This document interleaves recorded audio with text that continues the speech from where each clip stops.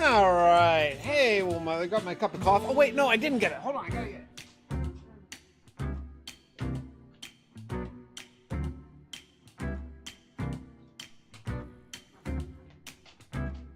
Okay, I'm back. All right. Let's hop into game, shall we? So, yeah, I was just sitting here playing some Minecraft, watching some YouTube videos, and I finished it. I've been watching this. I've gotten completely addicted to this, like, debates YouTube channel that, I mean, my dude is really super duper duper knowledgeable and does like 5 and 6 and 7 hour live streams, which is awesome, and I've just gotten really addicted. So I've been watching that, and I just finished like a 5.5 hour long stream archive. And I thought, well, what the heck, you know what, I'm playing Minecraft anyway, I might as well just log on and actually play a little bit. Oh, okay, whoa, close. Yeah, I guess I waited a little bit too long to sleep. So I need to, well, if I can do that now, I guess it's combat time. So anyway, so yeah, so I worked. I got up early this morning and did some hardcore work out of my garden where I added a gate. It was actually really great. Like, I could have added the gate myself. It's just building a little 2x4 gate for my my garden that I built this year in the new house. But I thought I haven't seen my dad very much recently, so I asked if he would want to come down and, you know, help me, and he did. And it was lovely. So I just hung out with my dad this morning, and built a gate. And I got all that done, and then the rain started right when we finished. So I couldn't really, I had so many plans, so many other plans, I couldn't really do them. So I thought, well, what the heck, let's just, oh, no, that's not where that goes. Let's just log on and play some Minecraft. So I've been playing Minecraft for literally hours as it's raining, and like, I don't have my kids this week, so like, well, without my kids, the house is clean. You know, so I don't, you know, like, I'm up to date on laundry. My house is clean. I have a rehearsal tomorrow, but I don't have nothing today.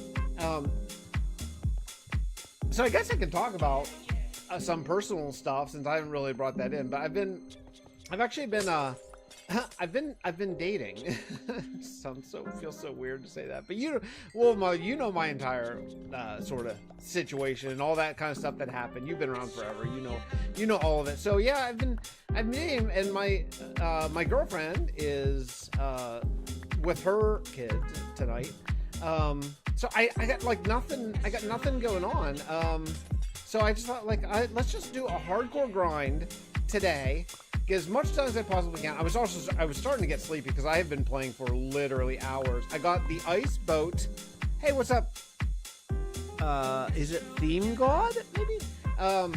Anyway, so I have this entire, look, I have the highway 5 wide, except for this one that you're seeing right now. This is 4 wide, and the only reason why this one's 4 wide is because it's going into a 2 wide, like, I centered it exactly on the ice castle, well, which, by the way, is called Monument to the Fallen now. I changed the name, in the last clip I recorded for this.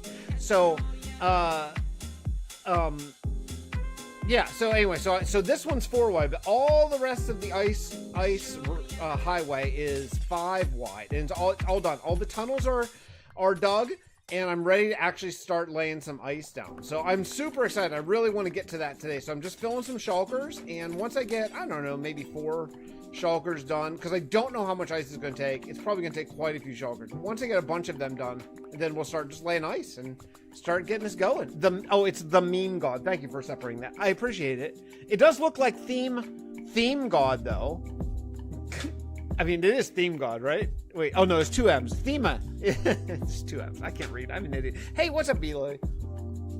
The big difference between my survival world and mine is 519. Yours is 15,830. Is it 830? Yeah, I just took a backup. You know why? Because it started, it was raining for quite a while today.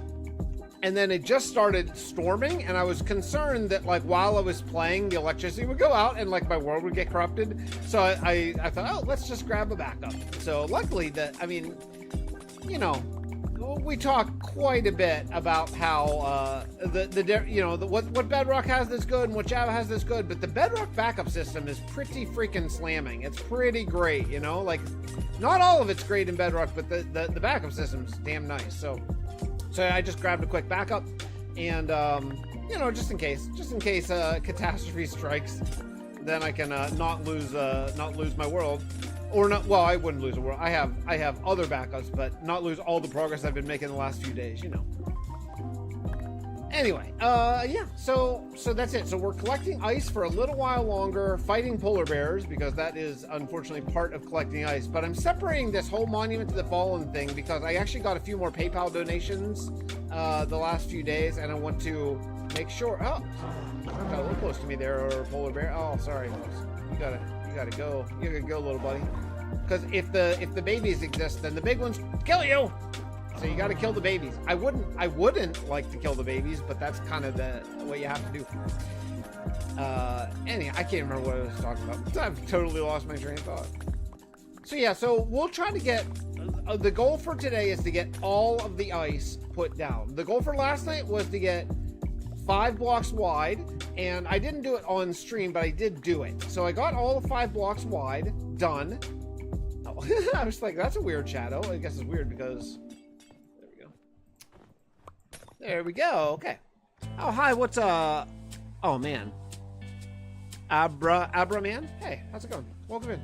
So yeah, so Monument to the Fallen here is now, there's enough room for more statues, which is what I wanted. I wanted to have more statues. I wanted to have a place to put some of the little tiny mini PayPal donation spots that I've been doing here recently, because that's been really cool that people have been doing that and helping out me and my 2 boys, you know. And yeah, look at this cliff. Look at that chunk error. Luckily, most of the chunk errors are at least dealt with so they don't look horrible. I'm not saying that looks good. I'm not saying that looks good, but it's not horrible. It's just not good, you know. All right, let's find which one do I want to take down? Maybe this really tall one that looks like I started to take down, then maybe got distracted. Let's take down this really tall one.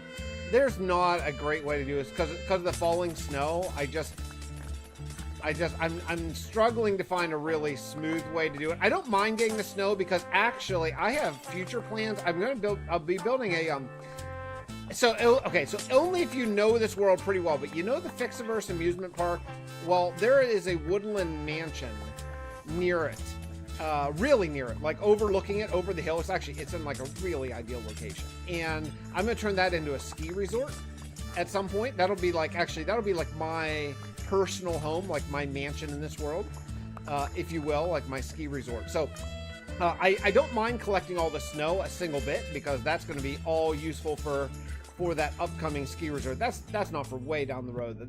That's in the far future project. So I am actually collecting all of these layers just to make things, you know, easier later. And since they're just, otherwise they would just despawn and just grab them all. So it's not that bad. Hey, what's up, Godson? It is fixing two days in a row. Yeah, well, it's weird. I don't have my kids. I don't have much going on right now. So it's also raining, so I can't even work like outside, which I would like to be doing right now. I'd like to be working in my my garage. So okay, so when I moved in, to my new place with my boys, it was Claude says you weren't around as much then. I know you were really busy with work and stuff, but yeah, when I first moved into this new house, it was a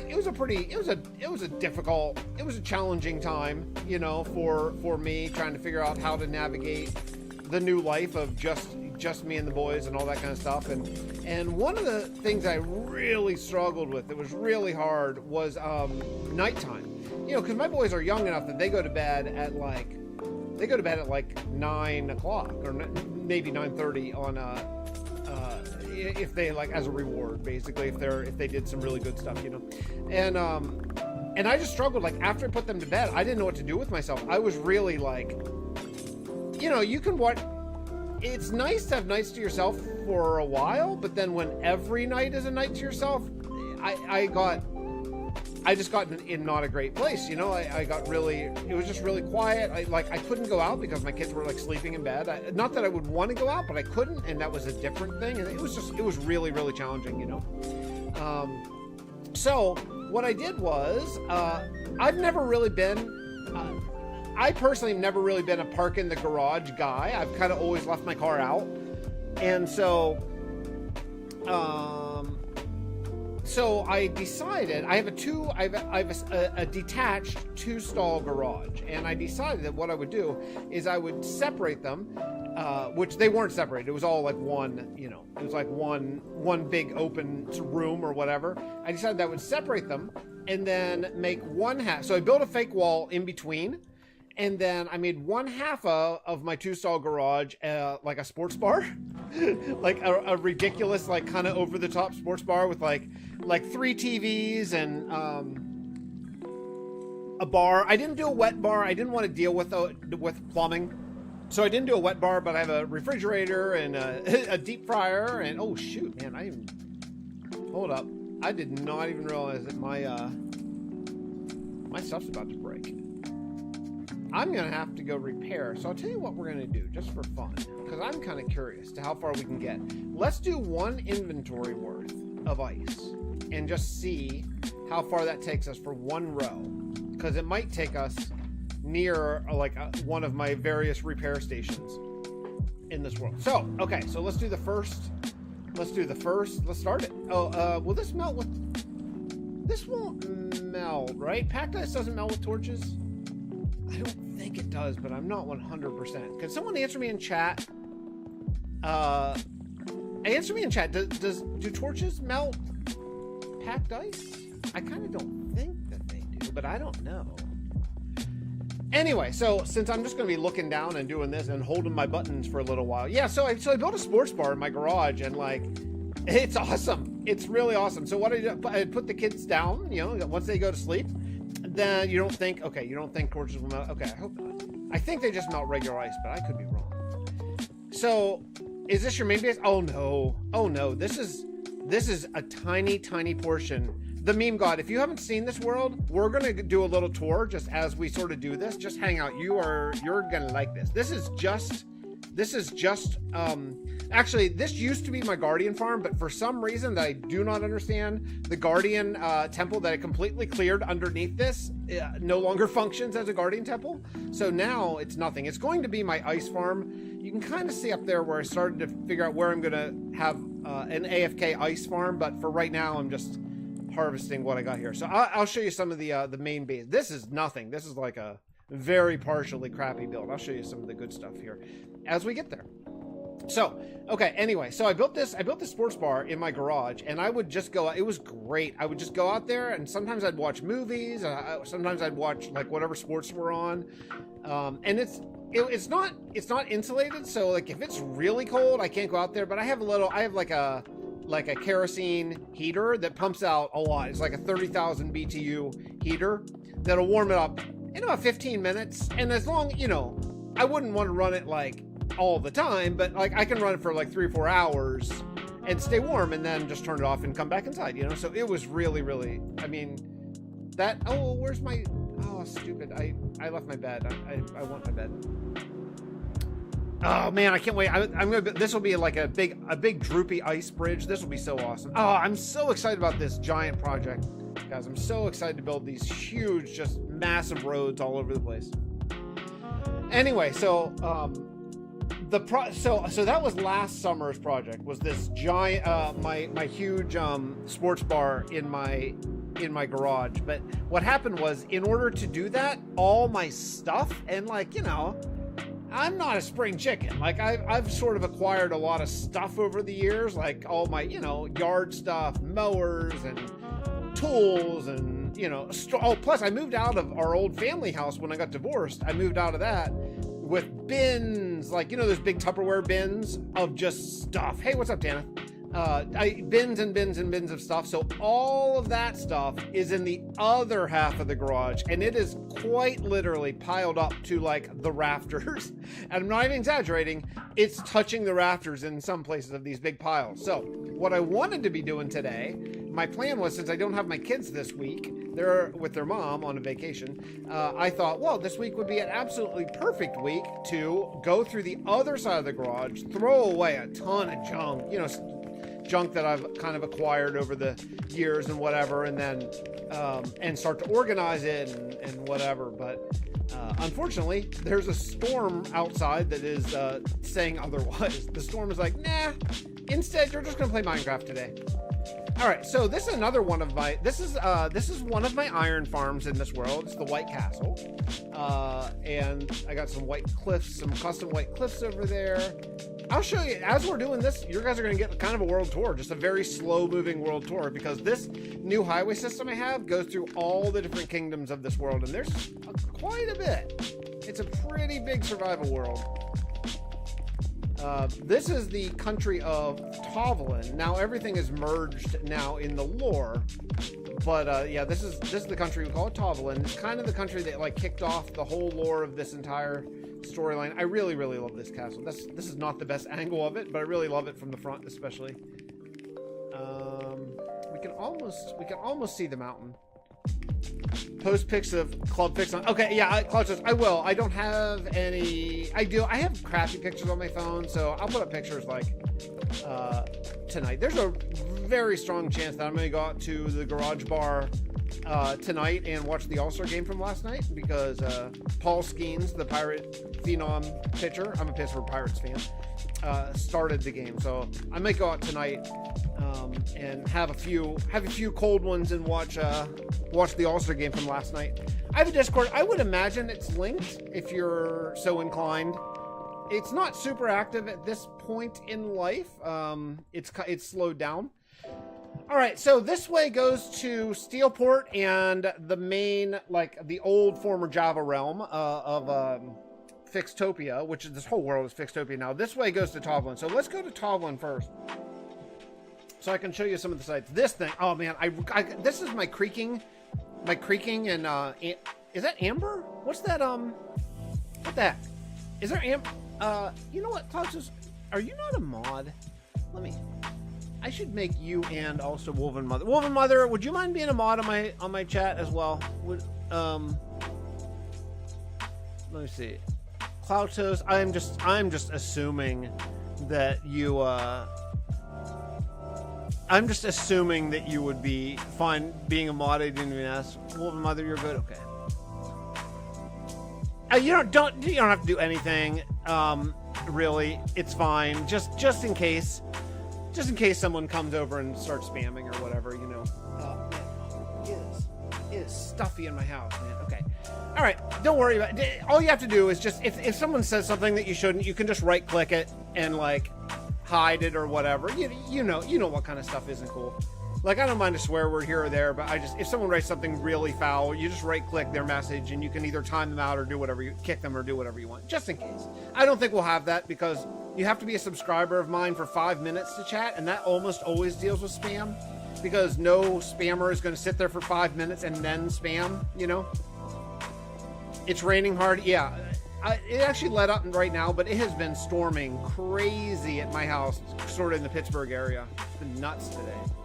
I got my garden gate in just in time. Like, me and my dad just sat down from working on it, and then the rain started. It was nuts.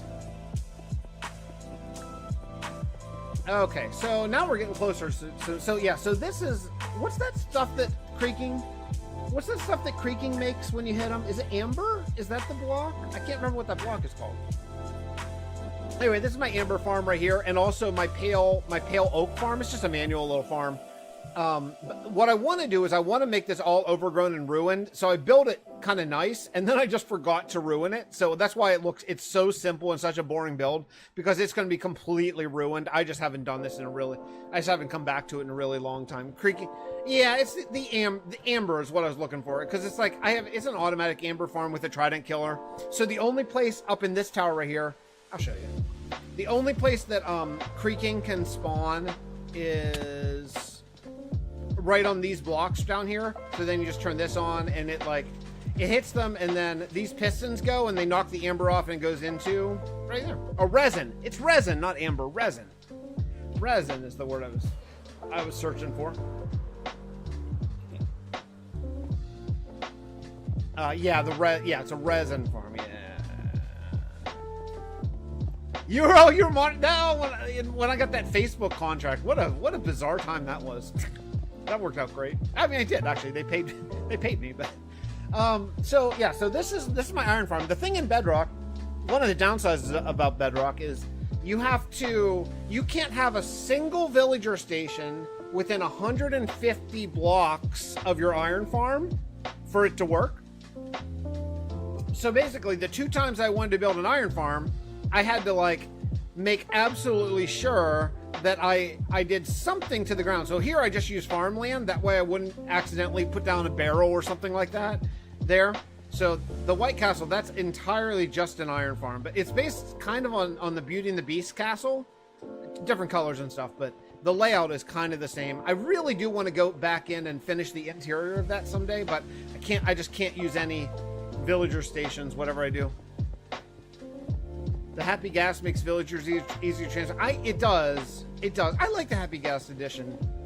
I mean, I'm over the moon about the Copper Golem edition. I think that's freaking unbelievable. I actually just switched to bed. Oh, okay. That's the end. Okay. Here, let's go. I'll show you a little flyby tour. So, okay. So, this is the Kingdom of Tovlin. This used to be a villager breeder. I'm sure that it doesn't function anymore, but I have a partially built custom mountain over there and a pretty big custom mountain over here. I really love this mountain. It's one of my favorites. And then, yeah, we got a kingdom over here. The castle goes all the way up there. Diagonal castle over here. We have let's see, there's you can kind of see there's ships. Fly over here. There's ships and stuff. So this is kind of like one of the 2 medieval kingdoms in this world. I have 2 medieval kingdoms. I have Tovlin and I have New Hope. So the thing is, if you're not aware of sort of the lore of this world, time is moving. At day 20,000 in this world, there will be an attack by this evil AI, and all the lore is told at the end of episodes in lore segments, so you can kind of see how it all goes. But in day 20,000 in this world, an evil AI Cal will attack this world and lay waste to it. So these people are aware now because of a time dilation event. They're aware of the date of the attack. So basically, when they got here, it was like a medieval world. And then as time's going on, they're trying to teach everybody modern technology and show them how to survive this cow attack. So what's cool about that, and the reason why I wrote that storyline is because I wanted to build in all different styles, but I wanted to have a story-based reason to do so. So there's medieval, and then there's kind of more of a little bit of a fantasy kingdom. There is a industrial thing. There's an underground bunker, 2 underground bunkers actually. There's fishing villages to feed all of the people. Everything has a lore story reason. I wish iron farms worked similar to Java too. In fact, in Steelport, I had 2 iron farms because they only had to be 32 blocks away from each other. So I had 2 that were just running all the time. It was because they only required 3 villagers. It was really, really, really great. But this is the first town that I built in this world, and I built it almost 6 years ago. Just shy of 6 years ago is when this world started. and I just started probably my biggest project I've ever done, which is oh my goodness, we're almost out of ice. That's how far we got in a whole inventory of ice. That's not great. Wow. Okay. So yeah, I just started this highway connection because I've always hated nether hubs. I hate them, and I want them to die. I hate nether hubs. So given how much I hate nether hubs, I decided that it would be cool to instead have an above ground like highway system that went through every single kingdom that I have. And so that's what we're working on, and it's going to be a massive, crazy big project, but it'll be fun. I mean, there's so many places. Like, I want to build on this island over here. I just think that'd be really cool, leading up to the Monument to the Fallen. And yeah, there's just so much. There's so much I want to do. What made you decide to use fast travel points to not use fast travel? You know, I did have them actually, Claudius, for a kind of brief time in this world. And right at the end of when I was, before the mergening, I did have fast travel points, and I just didn't. It didn't sit well with me. I didn't like it, so I'm not going to use fast travel. I like you know, Vastin, we kind of had to, because the world was so. First, they were extra large biomes, and the world was so big. This world, as big as it is much more compact, because I purposely didn't use extra large biomes because I wanted everything to feel really close and tight. And so nothing, I mean, I bet if you remember Vastin, my entire world, as big as it is, and it's big, it's a big world. My entire world could comfortably fit between like Port Bray and Andur's Rest. I mean, in Vastin, easily. So that it's just, you know, that was just so far away. And Vastin couldn't use the Nether because of lore purposes, because we were, you know, the Nether, we were at war with the Nether and all that kind of stuff. Here, I could use the Nether. I just hate it. Am I gonna stream tomorrow? Maybe. I don't know. I don't know the meme god, but I really appreciate you hanging out here. So enjoy your night. I don't stream very much, so it's hard to say when I'll stream next, you know? Yeah, Vastin was quite vast. Yeah, it was. Was there trouble with justification for fast travel lore-wise? In this, Woven Mother, do you mean in this world or in Vastin? In Vastin, there was no trouble, because in Vastin, the way we got around it is we created the exact same ship. It was very based on World of Warcraft. So we would create the exact same ship in two different places, and then you would just go into one ship, and then you click the button, and then you would appear in the other ship, and it was just like, as if like you took that ship to the place. And for landlocked places, we used airships or like carts. So there was always like a system, like, you know, that would explain it. Here, I just didn't need it or like it. I just kind of wanted to play. Oh, there! I so close to stopping in time. I was so close. I felt it, and I just didn't quite make it. I love the fast travel points in Vastin. Airships, yeah. It was great. It was great there, and I don't regret it at all. And I just didn't. I'll show you. We're almost there. Actually, we're almost to Steelport, and I'll show you where the fast travel. Where I do. It still actually technically works. I just don't use it. Yeah, I don't know. I just didn't. I used it for a little while, and I just didn't love it. But they're still there. I still have the command blocks there, but I like this idea so much more, because like this is going to fit in the lore of this world. This is going to fit in the storyline. Like the people of all these different kingdoms really need to work together in order to defeat Cal, and they need to, you know, be able to move resources between kingdoms much faster and all that kind of stuff. So this just makes sense, you know. It makes sense for the storyline that these people really, I mean, it's gonna be 4,000 days before the Cal attack soon, and once the Cal attack happens, that's it. You know, 20,000 days, whether I'm ready or not, that will dictate the end of the story, you know. So if I don't build a bunch of defenses and we're not ready, then that's how the story goes. So we have, you know, 4,165 days left in the Fixxitt412. That's it. And I'm not, at this point, planning on any more 100 Days videos. So, I mean, that storyline is all wrapped up. Fred is over in Cubic Odyssey trying to find spaceships to help defend. James is dead.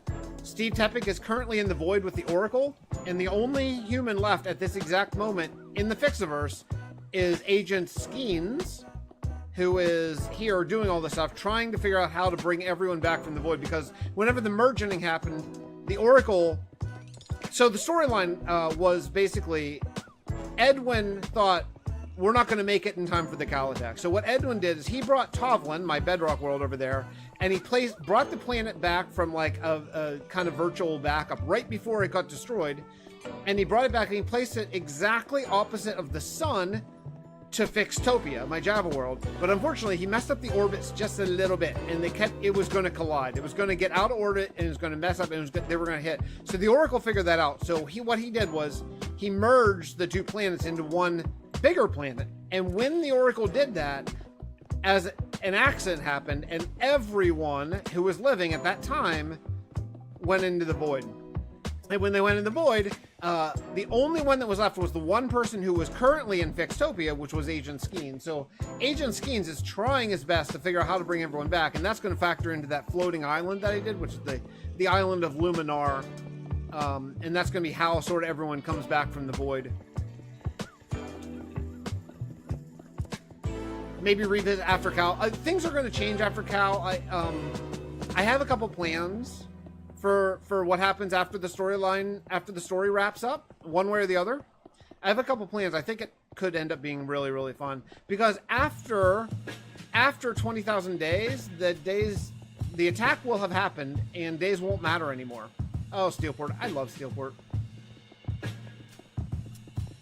But with this, I mean, this Ice Road highway system is going to be fast. You know, it's going to be fast to get between kingdoms, honestly. I don't think we're going to need fast travel, because you'll just be able to jump in a boat and get to just about anywhere you want really quickly. See you, Conscious. Anyway. Oh man, we're going to have to get more ice. Oh, I thought we'd get further on 2 inventories worth of ice. I thought we'd get at least down to past New Hope and around the corner, heading towards like Failwind or something. But man, I want to, like, you know, I want this city to be so much bigger. I want this to be a huge city, and it's not. It's like a tiny little town with a few buildings. I want this to be a massive industrial city. You know, I want to stretch all the way around, the whole way over to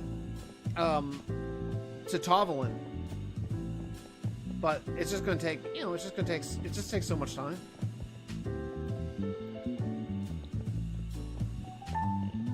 But I'm excited. I'm excited to, like, you know, play with my kids. We have a kingdom that we're going to start working on together, just me and my 2 boys, and that'll be really fun. It's up because they've never played survival. They've always just done, like, creative mode, whatever. And so that'll be super fun to, like, get them into survival. And, you know, I mean, they know how to play survival, but they're kind of locked into, like, playing in flat worlds and creative mode and building stuff, you know? Steelport kind of reminds me of more industrial coal mining town. I can see that, because there's a lot of factories, right, at least in that part. But I do want to add more. I want to have different areas, you know, like more modern areas of Steelport and more like older beat down areas. I want to have slums. I want to have like villages, you know, I want like suburbs. You know, I really want to like make it like into a darn city. And it's just, it just takes so long, so much time. You know, building skyscrapers takes so much longer than building like medieval houses. They're just so much bigger. And like they have less detail, but they're just huge, and you have to go grind for all those. It just takes a really long time. It's impressive. It looks cool whenever it's done, but it takes forever. You know, I want to keep working on Perseverance. I got to keep working on Failwind, on that like renovation project. Once everyone gets, Gabor, I just started all the custom trees and stuff in Gabor. Oh, that's going to take forever. Huh. Well. That's all the ice I got. I need a boat. I'm not sure if I could stay on the path with a One wide ice or not? Oh my goodness, this is just one wide and I gotta go 5 wide. Oh shoot. It's gonna take forever.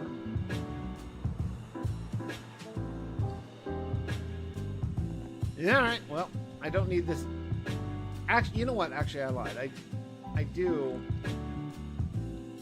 I want one of these and one of these. I do want, because there's a couple places where the path I think I missed a little portion of the path, so. Yeah, alright then. Let's grab some rockets, refill.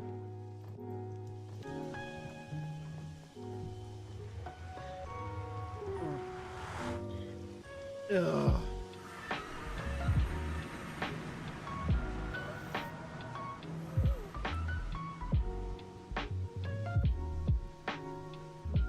Oh man, can you guys hear the music? Is it okay? Is it okay level? I actually turned out. I was listening. I double checked my audio on the stream archive from yesterday, and I thought the music was a little soft. Is it better now? Oh no, wrong way. This way. Yeah, I can't wait to not use the nether anymore. I'm excited. Like, I'm legitimately excited to not use the nether anymore. I like my nether tunnels enough because they're fine, but I am looking forward to being done with them. Music is fine, watching on TV, chatting. Okay, well, thank you.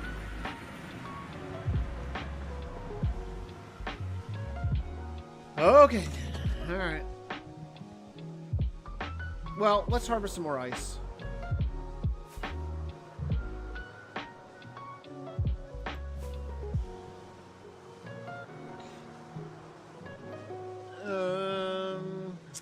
How about this one? Sure. Oh, or not. Stop. I mean, it just...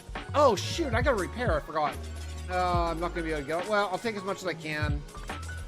Can I harvest this ice with... Can I harvest this ice with,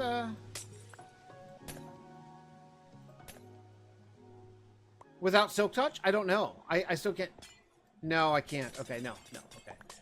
All right. So you can't harvest packed ice either without silk touch. That's kind of a drag. I didn't know.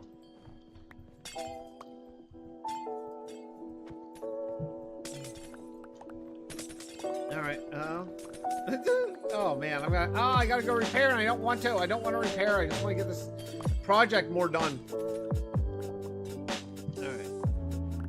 But I'm gonna have to. I don't want to break my pickaxe. That would be such a drag. That'd slow everything down if I have to go make a new pickaxe. I don't have good backup gear.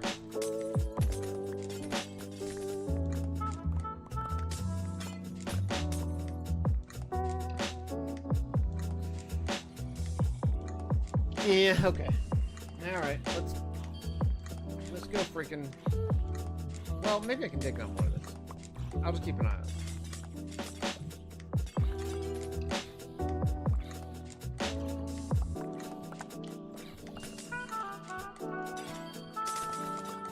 We're actually, you know, we're not too far from like the bend that goes to New Hope for the one layer of ice anyway.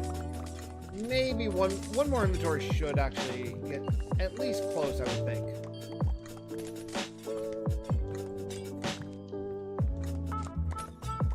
Yeah, this is certainly, I mean, I'm just thinking about just the amount of blocks in this project, even like including the old Bastion days. Oh, okay, wait. It's gonna break. I gotta go. I can't wait anymore. I gotta go. Alright. Fine. YouTube is weird. I had to like stream twice, once on iPhone, other on TV. Same account, acting like 2 different likes. Hey, okay, that's okay. I'll take 2 likes. All right. Do you have you have a boat here and everything. All right, sweet. Okay, let's go repair. So this hopefully won't take too long, but we can chat while I repair. We're repairing the Southern Kingdoms, which is over here. The Southern Kingdoms are from the Southlands down to Sangel, and I forget the name of... Oh, the Arcane Reception Coil. Oh, The floating island of Luminar. This is actually the best repair place currently that I have. It's the fastest repair place. Because often, the experience orbs will stay there if it's not loaded, and I can just walk up and instantly repair, and that is super sweet. Because this mob farm is crazy good. Wolven Mother, I don't know if you, I don't remember you telling me or not if you have a mob farm, but this is the one you got to build. It's so fast. The reason why I have these guys, these clerics, is because I've been trying to get these guys to take it. So I cured some zombie villagers, but they will not refresh their trades, and it's making me nuts because I want to just trade all the rotten flesh that I get from these farms.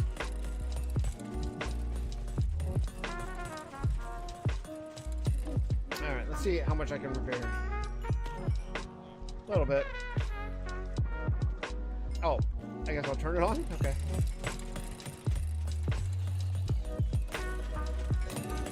Yeah, this is a crazy. It's a crazy experience farm or mob farm. It's so fast to get items. Like the items, you get them, especially if I hold my looting sword. It's like I get items faster than almost faster than the storage system can even put away. Check this out. Yeah. Oh, tridents. Oh, here's all you need to do. Build this. Build this over an ocean. This is my joint. It's together. Build it. It's super easy. Just one layer of water and then water that flows on top of it, and you'll get squid. And as long as it has sky access, at night you get tridents. Look. Aha! I missed. Hold on. Let me show you my. See, this is why clouds need to be higher. It's so frustrating. Here, turn on the trident killer and check. Look. Look at the tridents. I mean, it's so... So build this first. Build this little guy first. And then after you build this guy, then you can build the mob farm. And this is Prowl's mob farm. And it's money. Here, check out. I cleared this out of gunpowder very recently. And already I have this much. I mean, I cleared this out like... And I have not hardly AFK'd here at all. It's just this fast. Like... Bones, gunpowder, rotten flesh. I've been trading whenever these guys occasionally actually refresh their trades, which is really annoying. But that's double, right? I have two sorters just from the four trident killers. So anyway, and they made this because sometimes mobs will walk up this area and shoot me. So if I am AFK here, I made this little wall so I can see in here and not get shot. But yeah, it's really good. So yeah, and then honestly, it's the fastest experience because all the experience just stays right here. Then it'll go through the glass, and then you just walk up here. And if I hold the right tool, if I remember, then that should do it. Really close. This will finish it off. Yep. Let's go ahead and repair my shovel while I'm standing here. And like, you know, what's great is like while I'm repairing on like this one, the other three are just gathering more experience. It's so fast.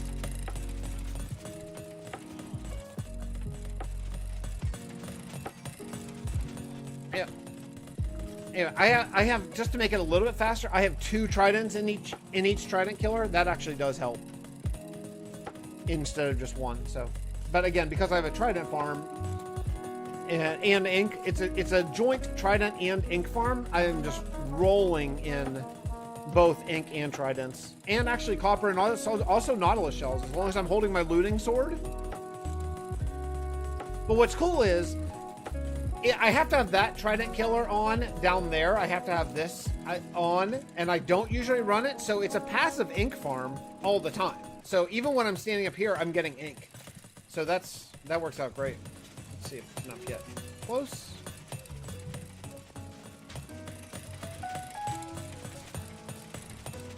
Almost. There we go.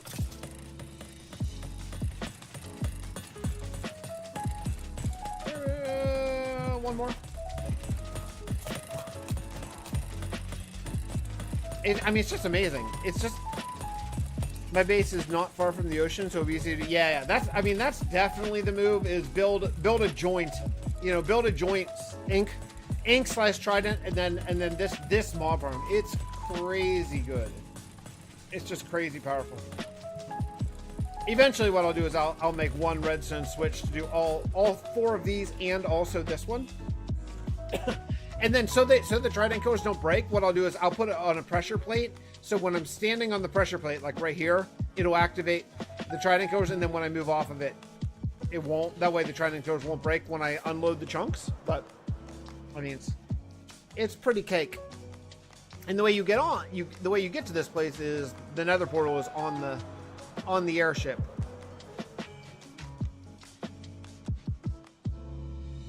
But eventually I'll build docks so you can just walk through, but right now I don't have docks. Oh boy. I'm getting hungry again. I think it's streaming that makes me hungry, and also that it's dinner time and I haven't eaten yet. Okay, so we're heading to the ice. We're heading to the monument to the fallen, and that is in the Tovlin side, which is this way. I need arrows. I need to use those glazed terracotta arrows so I can remember which way is Tovlin, which way is Fixtopia.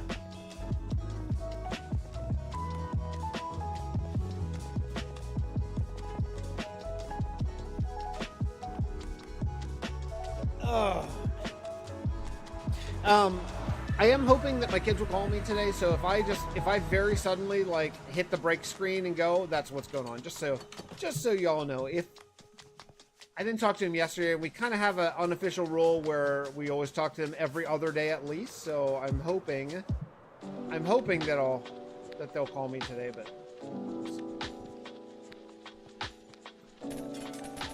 random chest at the corner. Yeah, that was from when I was building the path. I just keep forgetting to deal with it, but all in good time. I'm really hopeful to not have to use the nether anymore soon. That's really my goal.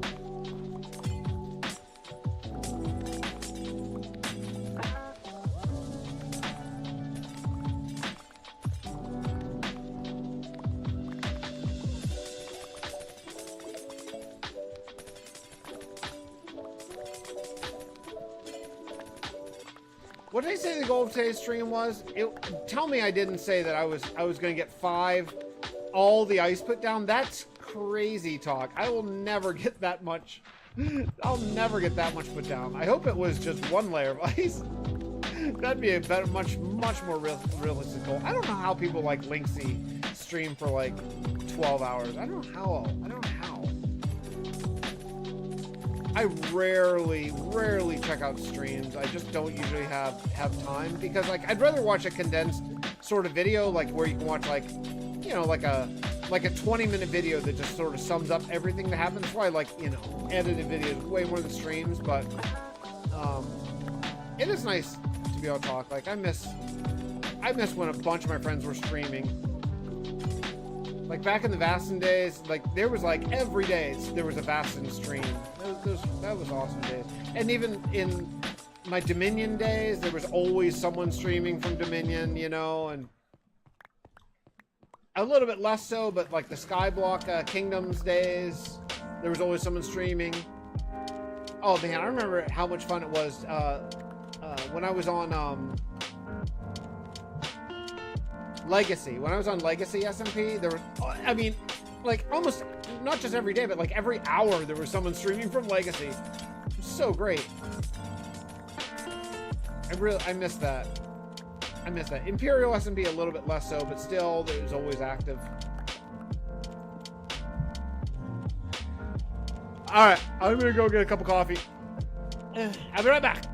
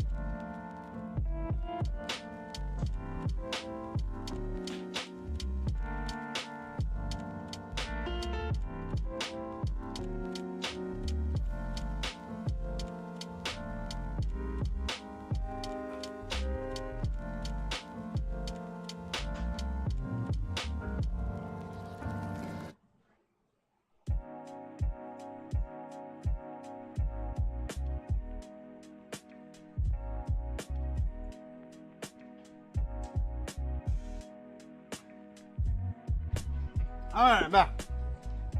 Let's play some Minecraft. When did you start the world, Fixxitt? Almost 6 years ago. Although to be totally like clear, this is actually kind of two worlds. It's both a Bedrock and a Java world. I had two single player worlds in my recent, well, ever really, honestly. And I combined them both. Everything's like legit survival and all that kind of stuff, but this is, so I combined them both using an app, a program called Chunker and MCA Selector. So I combined both worlds. This is the former Bedrock world, and then the former Java world is sort of where we're going. And I just combined them both on Bedrock. And I did that because I really like the Bedrock, I like the Bedrock game better in general, since I'm not like a technical player and I'm not a redstoner. I just think it runs better. I love the vibrant visuals in particular. But most of all, the reason why I did is because my two boys, who are 7 and, I was gonna say 7 and 9, but now they're 7 and 10. My older guy just had a birthday. So my 7 and 10-year-old also play Bedrock Minecraft, especially when they're with their mom. And so it's a chance that I can play with them, you know? I can play with them even whenever they're not with me. So so this is like kind of our shared world now, although they haven't played yet much in it. But we're gonna be working on the Kingdom of Failwind together. Because they've never played survival, and I want to teach them to love the survival game instead of just the Bedrock with marketplace map game, which they love so much, and that's cool. But I want to teach them to love the pure vanilla world building grind and all that kind of stuff, you know. So yeah, so I switched over to Bedrock so that I could play with my boys. I was kind of secretly hoping that they might log on today, so they actually might. I have a playlist. It's called Survival. Let me see what it's called, actually. Hold on, I'll look real quick. I want to say it's the playlist is Survival with Fix, but let me. Yeah, Minecraft Survival with Fix. If you go to my page and you click on playlists, there's a 322 episode playlist that you can check out. It starts on the Bedrock world for the first 215 episodes probably. Then it goes to a Java world for I don't even know how many episodes, for quite a few episodes, and then there's an episode called The Mergening, and at that point that's where I combine the worlds. So you can check out the entire playlist if you want. I'm actually watching a 300 episode playlist right now. Like I just started watching Lobo's Garage, who's a Minecraft survival player, and coincidentally, he has a 320 episode long survival world. So like I've recently been super back into Minecraft, where I'm not just playing, but I'm actually watching Minecraft content. And I've been watching Lobo's Garage and really just enjoying the crap out of it. It's been fun. I'm on episode like 30 of his 320 episode long world. I love so much. It's my favorite video game thing. I love long-term survival worlds. I just freaking love it. I love it so much. So when I found, I kind of remember Lobo's Garage. I remember it existing, but for some reason I cannot explain, I didn't get into it for a while, and now I am. I'm just loving the sort of slow, the slow burn of him building up the world over the course of 320 episodes. Is awesome, and it's still, he's still going too. It's not over. So yeah. So it's not, it's a watching 300 episodes of a series is a big task, but it's not impossible. So this world will be 6 years old in a month, maybe, or so. I want to say around a month. I started this world during Vastin Season 6. I decided that all my friends had single player worlds except for me. I was the only one of my friends who did YouTube who didn't have a single player world. So I decided that I would make one, and I just kind of got bit by the single player bug, the single player vanilla world, and I've been playing it ever since. But all my whole world is based on storyline and lore, where there's an evolving storyline. In fact, some episodes are actually just lore with like animated sequences and stuff. So if you're into that, I think you'll like it. And every episode I do now at the end has like a lore segment, like a log from the character's perspective that kind of tells you what is going on in the world, as if they're leaving like a virtual log, and it's sort of explaining what, you know, what is going on, and you know, trials and tribulations and all that kind of stuff. So hope you enjoy it. I love long-term worlds, man. It just talking about it even makes me happy. Like Germ's world is like 10 years old. You know, B-Dub's world, his old world, not the new one, but his old world was like 6 or 7 years old. And I love long-term. Cloudchest, you have an old world, and I don't count if you use like, you know, like I did for Merge and what Germ did for merging because of the Caves and Cliffs update.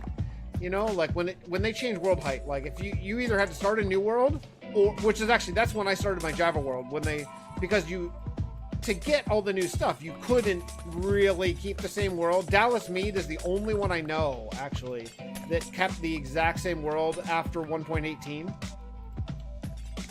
And I'm glad he did. It's so freaking cool that he has like a world that's like 11, 12 years old. But he's the only one. Everyone else I know started a new world with Cave and Cliff because they changed world generation so drastically that like it didn't...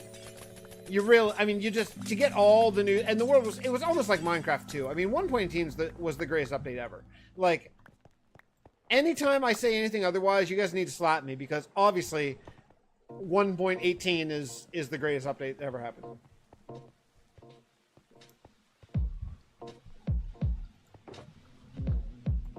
Cloudsos, I gotta say, those 2 inventories full of ice did not go very far. I was really, really hoping they'd go further than they did.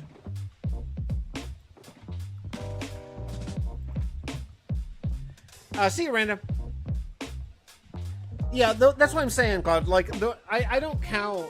I mean, for me, it's like... Yeah, like, you combine worlds because of the Caves and Cliffs update, which, like, you really had to. I mean, when Minecraft changed, completely overhauled world generation, like, you had to start a new world, and then it was either start a new world or, like, update through mods and stuff your world. And so I think, you know, I mean, that's I did the same thing with, like, not World Edit, but essentially World Edit. I mean, for all intents and purposes, World Edit. And Germ did the same thing with World Edit, bringing his old builds, and, you know. The only one I know, like I say, the only one I know is Dallas, who didn't. Do you watch Dallas Mead, Cloutos? I think you'd really like him if you don't. He's a 600 episode long world. Just a cool guy, really good builder. Really been into like almost like Fallout. Like he's very Fallout inspired. Like very like ruined city builds and stuff. Like a great builder.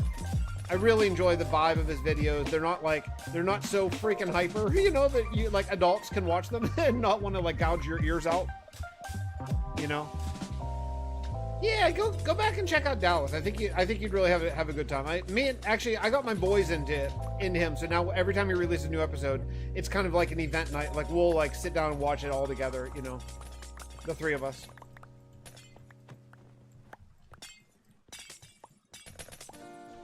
He's still putting out videos. I mean, who else is still doing survival, man? Like Python is still doing it.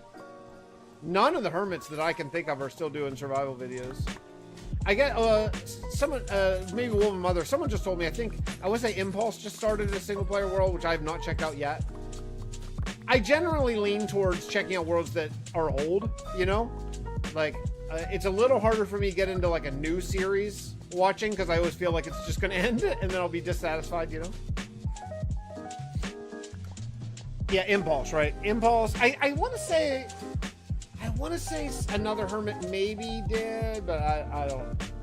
You know whose world I really wish would... I mean, B-Dubs, I wish B-Dubs I mean, he still has one technically. He doesn't upload from it very much. I wish Good Times with Scar would go back to Scarland and build. He's such an like crazy inspirational builder, and I really like, as much, you know, I like the Hermitcraft stuff. I just have not been really into SMPs recently. Like all the sort of the shenanigans of SMPs just kind of aren't as much my vibe. I think it's great, and I'm not bashing them at all. So don't think the wrong thing. It's just I just kind of want to like hang out with just like a person, a guy, a girl, sit there and, you know, like see builds, hear the thought process, you know, and there's just so few of that left. Yeah, that Wells Knight would, I wish Wells Knight would do Kingdoms. I wish Betos would do his world. I wish Scar is probably the one that I always come back to. Scar's single player world was unbelievable. It was unbelievable. I mean, it was like just works of art, you know. What's up, Shane? Yeah, so I just wish there were more, you know. I wish Germsy Boy would put up more episodes, you know. Vastin, I miss Vastin days. We tried to restart Vastin not terribly long ago. It was a very difficult time for me. It's all my fault. I take total blame for it not sticking around. Basically, I had just come out of my divorce, basically, and I thought that I was ready to sort of re-enter the world, if you will, like come out of my sort of, you know, solitude. And I thought, yeah, I want to play with my friends. I want to recapture that sort of thing, you know. And I was not ready. I thought it was, and basically after just a short amount of time, I realized that I wasn't ready to be like, you know, I don't know, like talking to people like yet. I just wasn't there yet, you know. But I do have thoughts. I have thoughts about playing with people again. So that might come up. But basically, the what's going on in my life is I'm starting full-time graduate school in the fall, and that's going to be basically a calendar year. It'll be fall, and then winter session, and then spring, and then summer session, and then like full-time summer school, and then straight into 2 internships after that, 2 semesters of internship. So it'll be basically 2 years straight with no breaks of graduate school. So there's just no way that I want to even start anything that would require me to be super present, you know, because I feel like I really let everyone down whenever I tried to restart Vastin not too long ago, just because I wasn't emotionally ready for all that kind of stuff.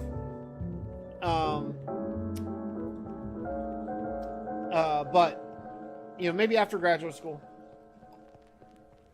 maybe we'll see. You know, I'm super into this whole like single player world building and stuff, but everything's going to change. Everything's going to change once I get to day 20,000. Day 20,000 is like a changing point in this world. So things will not be the same post day 20,000 as they are pre day 20,000. So there will be big changes. Is that blue ice? That is blue ice. I don't remember where.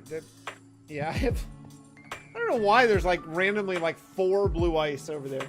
There's a guy. Wait. Hold on, I want to read this.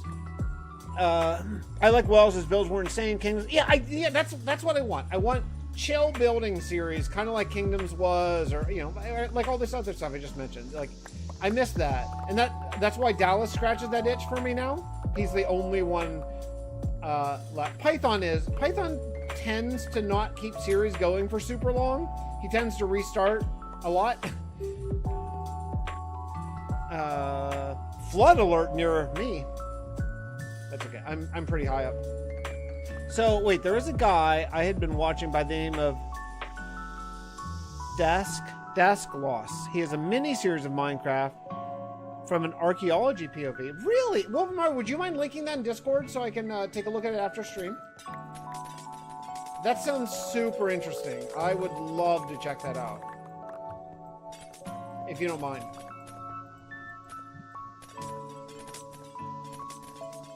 I think you can put links in Discord. Maybe not. I don't know.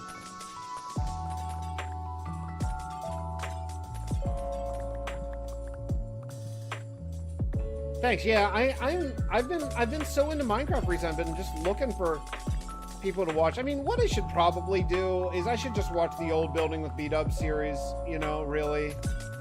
Just like, I mean, his old stuff still holds up. There's still such good builds. Or I could stream, you know, I could rewatch the Building Big with Germ series or whatever, but anyway, I'm having fun watching Lobo's Garage. That's been a good time. If you guys are looking for something, it's funny, his first episode, because his first episodes of Lobo's Garage, the Luna, he calls his world Luna, like the moon. Those were his first YouTube videos, so they're rough, you know, like as rough as you're gonna get when you first start YouTube, like just like mine were, just like everyone's were. But it's been, I went and watched, before I started, I went and watched one of the more recent videos to make sure that it was something I wanted to stick with, and it gets really good. Like, he's a very polished, but still chill and relaxed YouTuber. There's another one that I started watching just recently called Minecraft and Chill that has been working on a city for 2 years. That's been pretty good. He builds big like you. Wait, who builds big? Lobo. Who are you talking about, Shane? Yeah, I've just been so into Minecraft. I've been hungry. I've been looking for, you know.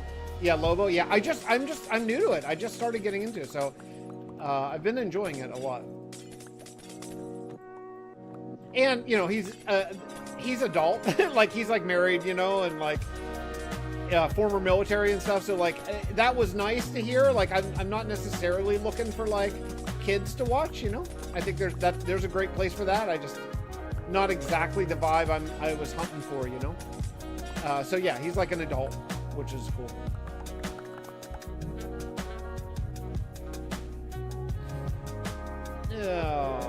But I have had a good time streaming. Maybe like I'm kind of thinking once I start school, I might have to just kind of only stream, because I cannot imagine being able to put out, like, episodes are so freaking time consuming. Whereas if I could just like, if I realized I had an hour during the day that I, you know, didn't need to do work, I could just log on, just do an hour-long daytime stream just to keep progress going, and you know.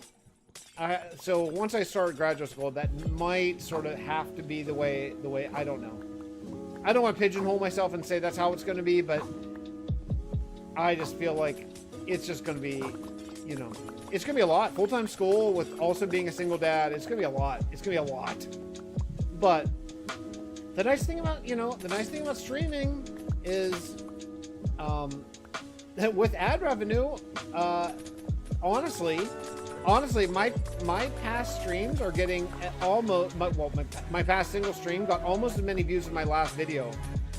And, you know, the stream that I did took exactly 2 hours to do from beginning to end. And the episode that got almost the same amount of views and thus the same amount of ad revenue got, it took like dozens of hours to do. So just from a time perspective, I might really just have to do that. I don't know. I'm not crazy about it, but I may not have a choice. But we'll see. We'll see how it goes.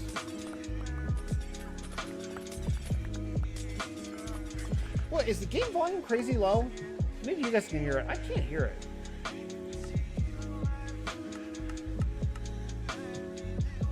Oh, thank you. Perfect. I appreciate that. Oh, you know what? You know what was happening? I think I turned down my own speakers just because the music. I wanted the music to be a little bit louder for you guys, but not for me. So because I didn't want my mic to pick it up, because I don't love wearing headphones whenever I stream, so I don't often. So I have to have sounds down kind of low so the microphone won't pick it up.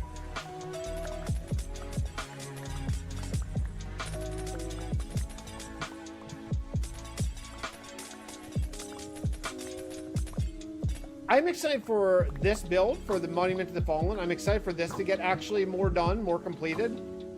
The one thing I did so far in this place was I changed out, because I had used, if you remember my old Bedrock texture pack, I had changed jack-o'-lanterns to very similar to what frog lights are now, because that was long before frog lights existed.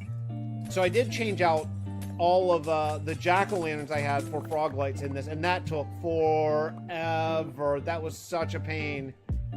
Luckily, I have a pretty fast frog light farm, but man, that took so long.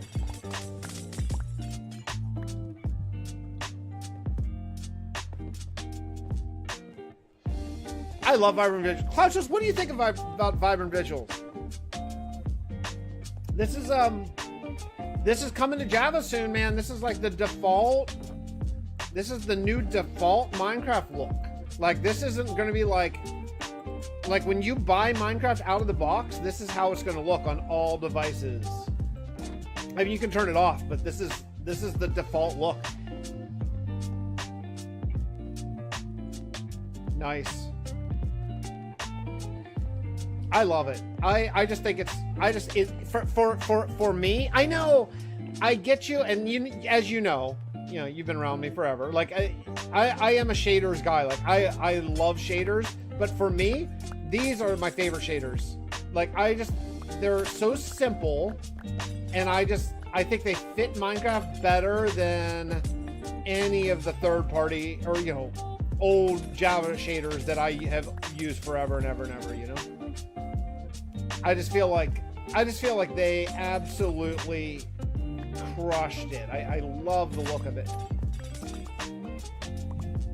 I mean, I like the pixelated, like, player shadows. I like that. I love, like, the colors. I like the Minecrafty clouds. I'm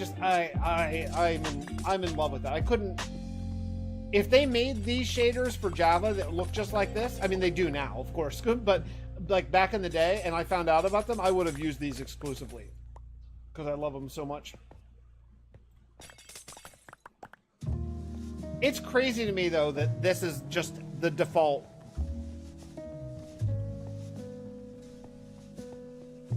It's crazy to me that like this is how it's just going to look. Like, not toggle on. Like, this is just how it's going to look when you install the game, even on phone and stuff. It's nuts. Shaders had shaders for a long. I mean, Bedrock had shaders for a long time. In fact, in a ton of my earlier episodes, I mean, hundreds of Bedrock episodes, I had shaders on before RTX. Like, I had just regular old shaders on, and then then when they were developing RTX, they broke the shaders, and then they sort of abandoned RTX development. Not sort of. They absolutely abandoned RTX development, which is kind of a drag because RTX was beautiful. It was beautiful.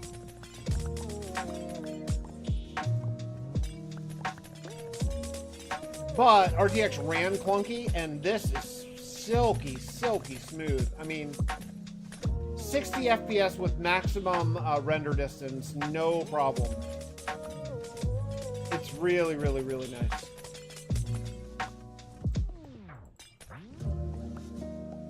Just feels like it's optimized so well and everything. I'm quite impressed. Yeah, for sure. I mean, that's why Bedrock's always run so much better than Java, right?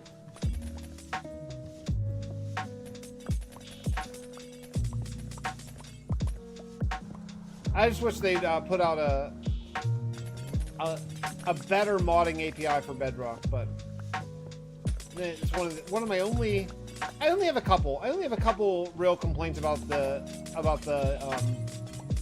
version, you know, like the lack of a really good modding API. I mean, I know there is one, and it's okay for the add-ons and stuff. Hey, at least we have add-ons now too, and not like it had to be world specific stuff. Now you can just add on stuff into your world, which is closer to modding, and there are some really, really cool add-ons. But I do wish they had a more like Java modding API, but it's it's getting better all the time, and I'm happy with it. I'm not going to complain. I mean, the Bedrock editor, have you actually, Colleges, have you checked out the Bedrock editor yet? It's like a separate mode of the game, and it's crazy. It's really, really, really good. Wolf and Mother, have you checked out that? Have you checked out the editor mode? It's actually fully released now. So I checked out very briefly just to show my sons. They were curious to what it was because we saw it on like a Waddles video. But the editor mode it's kind of like World Edit, except for from like almost like an isometric point of view. Like you're not in the game, you're kind of above the game, and you can grab anything. It's quite good.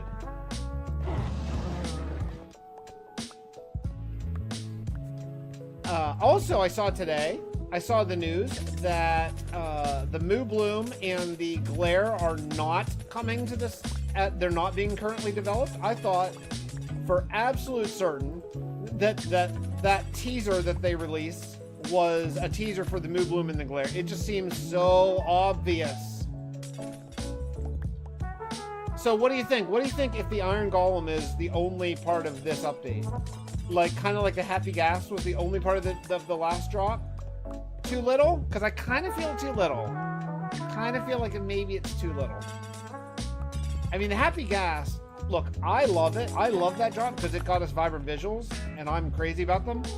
But if you're a Java player and all you get was the Happy Gas, I think that's not great. that's not a great drop. Get just a mob, just a mount, which is it's a good mount, you know, for sure. But it feels light. That feels really light.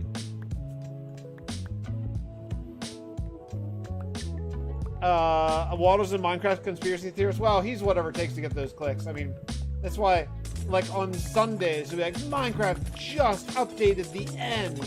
It's like, yeah, but it's Sunday, and they didn't just do anything on Sunday. We all know that, but you know, hey man, you gotta earn the money. You want the Moo Bloom? I was kind of thinking maybe this drop might be like 3 or 4 mobs, like of the sort of defeated mob boat mobs, but they confirmed that is not the case. So I won't lie, I was kind of bummed about it, you know, honestly. I kind of thought that would be cool. If it's just, I mean, look, I love the Copper Golem is freaking awesome. Awesome. It's so cool. But if it's just the Copper Golem, that's, oh, and the Copper Armor and Copper Tools, but I mean, kind of whatever, you know? I mean, it's cool, but like it's not that great for someone with a 6-year-old world, you know what I mean? So you know, I just hope there's more. I hope there's more to it than what we've seen so far, but we'll find out. I like the Happy Gas almost making me switch to survival because it makes it, yeah, for sure. Yeah, I am over scaffolding for sure.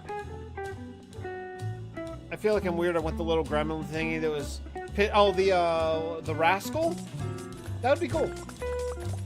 I'm not, you know, I mean, I'm not really like a mob guy. Like, I don't generally care too much about the mobs. Like, I would take new crops over any mob just because I like the world building aspect of it. So that's just a personal what I want from my world. Like, I would take corn, for example, over any mob because I would love to have cornfields in this game. I kind of can't believe that they don't have corn yet. But, you know, but I think it's cool. I think if I were gonna ask for a mob to be introduced to the game, I would certainly ask for more hostile mobs. Specifically, like we talked about yesterday, like hard ones. I think that's really missing from the game. I don't think necessarily passive mobs add as much to it, but I think it's cool. But I mean, that being said, the Copper Golem is awesome. That auto sorting thing is so freaking cool. It's such a good idea. I mean, I'm gonna have those all over the place. Like, to just be able to like dump stuff into chests when you get back from. I mean, honestly, I would have one here.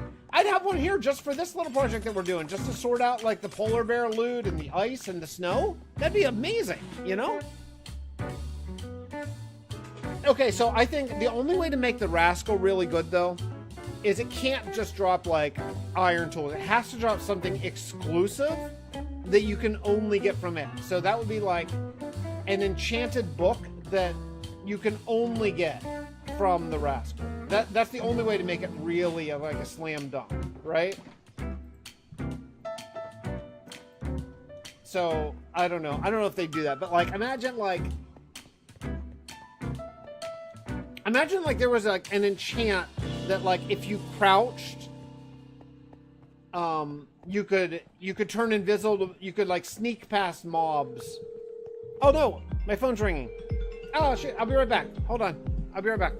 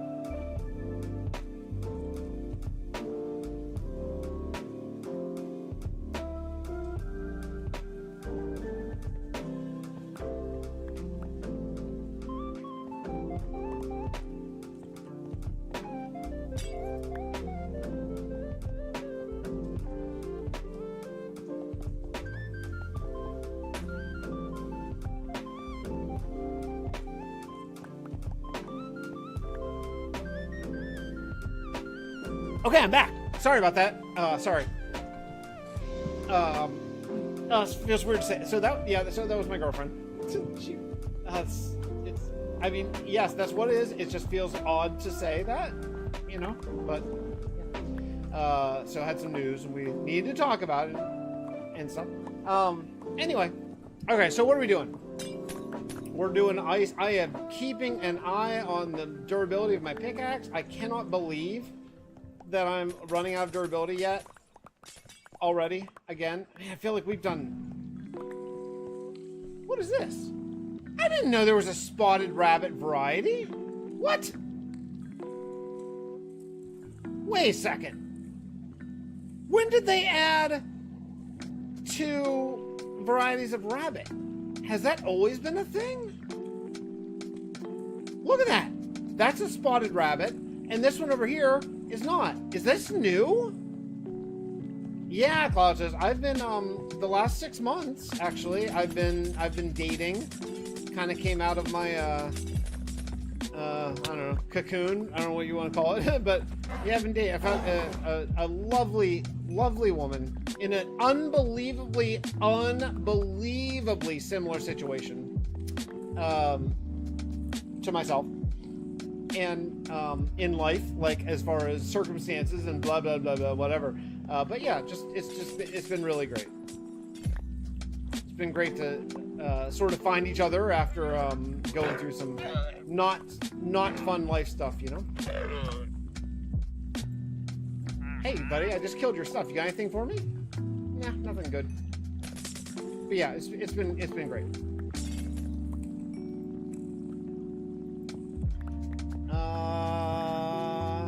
Yeah, I don't know what that. I don't know if the Lord provided or if I just sort of provided it myself, to be honest. But I have, boy, oh boy, I have thoughts about that whole thing. I've thought a lot about actually if I want to get into sort of my spiritual journey or not, because I'm super, and I say this, I am super in, like, I read books. I've been reading, like, vociferously about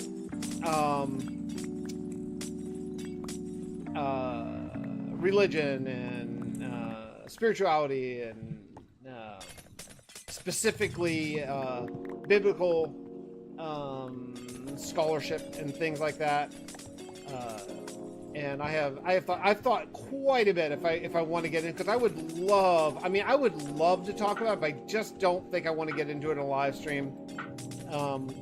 But yeah, I have a lot of thoughts that are sort of always bouncing around in my head. The new book I got, it just came today. Actually, the new book I got is by Dan McClellan, who is a Bible scholar. It's called The Bible Says So. And I'm gonna break into it tonight, and I can't. Why is this so hard to break? What is this, blue ice? Is this blue ice? Whoa, is blue ice harder to break? I didn't know that. Anyway, yeah, so I can't wait to read this Dan McClellan book.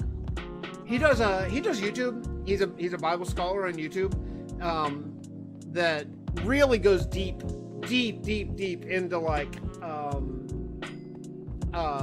what specifically, like, what the text actually says and origins of it with you know, where things have been translated or taken to mean differently, and it's great. Can't recommend his channel enough. He does like YouTube and YouTube Shorts and TikToks where he responds to people who claim that it says one thing, and he's like, well, actually, here's okay, bro. Okay, I got you. He is well, actually, it says this, and here's why it says this, and blah blah blah. Like, you know, but it's really, really great. Okay. Oh, look, it's a polar bear convention. I like the bedrock attack mechanics. I like the spam click thing. I do. I like it. I don't care. I think most people actually are probably with me on that, but anyway, yeah. So when I was, well, like when my marriage was going downhill a certain direction that was wasn't going great, but I didn't know at the time that it was doomed to be done. I still thought it was gonna bounce back, gonna get better and all that kind of stuff, although there was never a chance, but at that time I didn't know that. And I was trying my hardest to go team, let's keep it together and stuff, and I got really into actually reading the book, and I had never read it fully. I had always sort of like either cherry picked passages or more likely had passages cherry picked for me, and when I actually read it like all in its entirety, slowly and methodically with a highlighter, I started noticing some things that I was wildly unaware. Okay, my dude, come on, man, take a side. I was wildly unaware of, and especially once I got into the Gospels, I really started noticing some things that I was like, whoa, it's what's this? It says this, and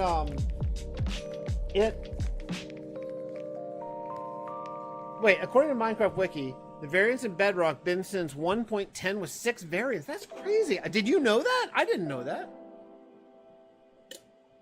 No sweeping edge in Bedrock. That's why we have Trident Killers. I'll take it any day, though. I will take a Trident Killer over sweeping edge. Literally, like, it's the greatest. Okay. It's the greatest thing. I mean, Trident Killers are so much superior to sweeping edge, because they are completely AFKable, where you get all the experience. It's like, in Java how like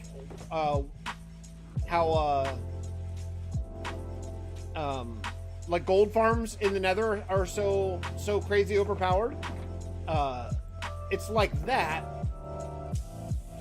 1, 2, 3, 4. Oh. Okay. Let's do this. Okay. So I got 5 shulkers full of ice. Let's go place some ice, shall we? Let's do it.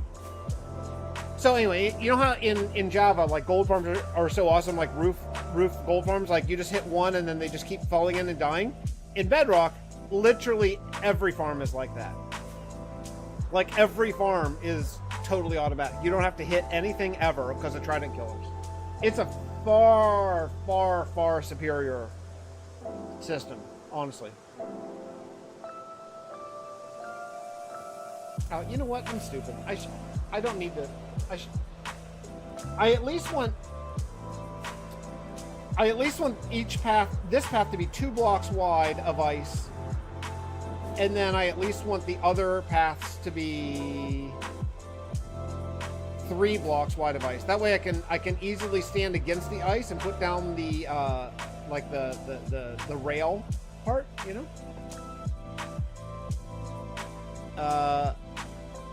I like Rabbit Farm, try to get them all. That's cool. Yeah, I didn't really know that was a...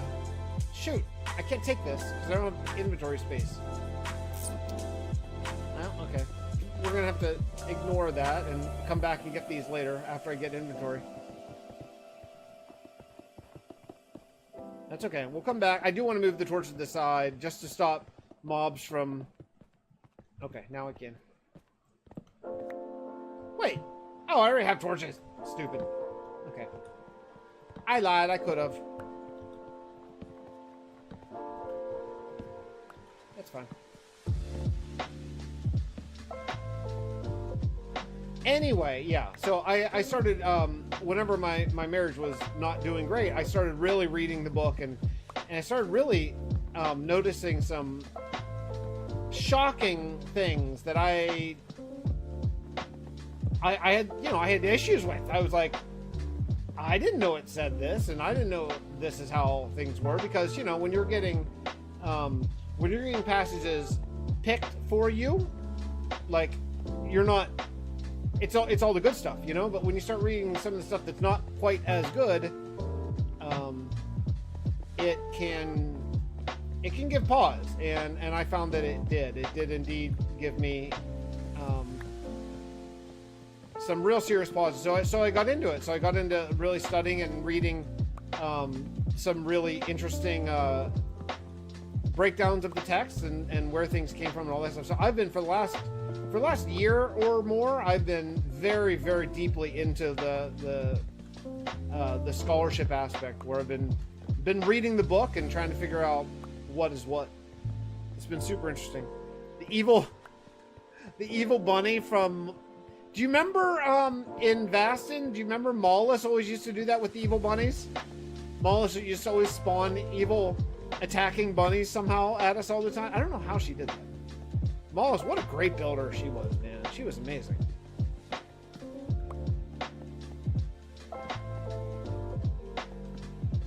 I hear you, man. The personal experience thing is it's a double-edged sword, because it's very meaningful if you have it, and if you haven't had it, it's utterly meaningless, if that makes sense. But if you've had it, it's like the most meaningful possible thing to ever happen, right? And that's kind of the same with almost everything, right? Like for example, okay, for example, if someone says, I saw a ghost, and they mean it to them, that is the most impactful, meaningful thing that they can think of, right? But to me, I'm like, no, you didn't. You know, because ghosts aren't real. So like, it's the personal experience thing is really, really, it's really challenging. But it's wild. I mean, it's just wild, you know? I mean, from, you know, the problem with the personal experience thing for someone who hasn't had the personal experience is that there's people of literally every faith, and not even just faith, but spirituality and philosophy that have had that would claim it to be overwhelmingly true, and yet most, not all, but most are not compatible with each other. You know what I mean? So it just sort of goes down a very challenging place to sort of take it from the outside perspective. I know I'm just going to have to break all these again, and it's going to be annoying to me, but I don't want to deal with mobs on this road until I get the whole thing built.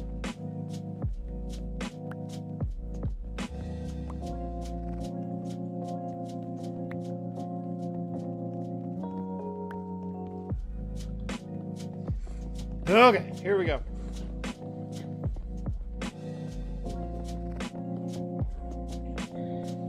There's so many things I want to do. Like, I want to have a rabbit exhibit at the zoo. I mean, the zoo is so underdeveloped. I don't even have a roller coaster in the amusement park still. I keep talking about it. When you see a ghost, that's one thing. When you see the other side interact with the real world in real time right before your eyes, something else entirely. Well, yeah, I mean, I get you. But someone who maybe sees a ghost and they think it's in the real world, to them, I think it's extremely real. Or you know, people who have near-death experiences, or people who see a UFO, to them, unless they're full of crap, which maybe, I don't know, but a personal experience is as meaningful to them as it is meaningless to people who did not have that experience, in my opinion, you know?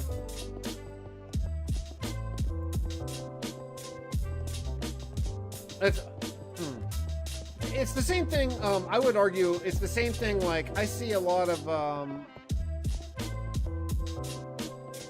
I fell out of religion early in the 20s. I had already been questioning when I was a teen.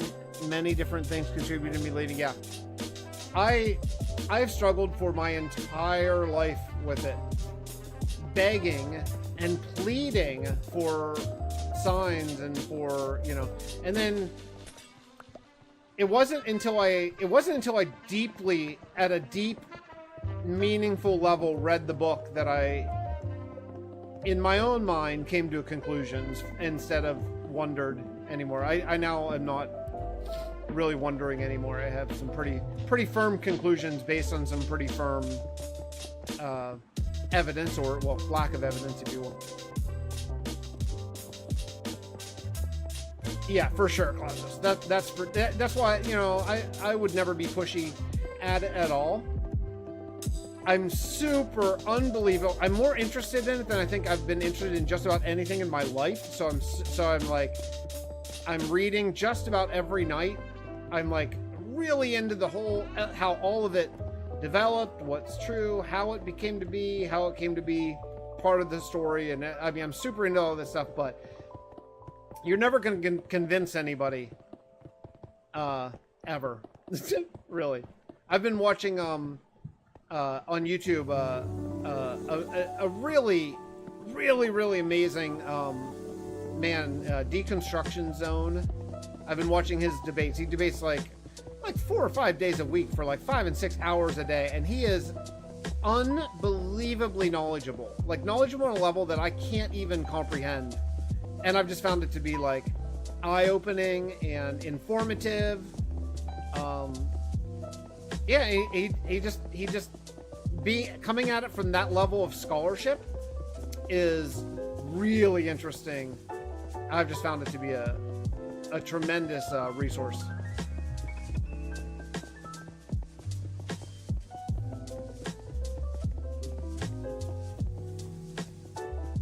Ah, hey!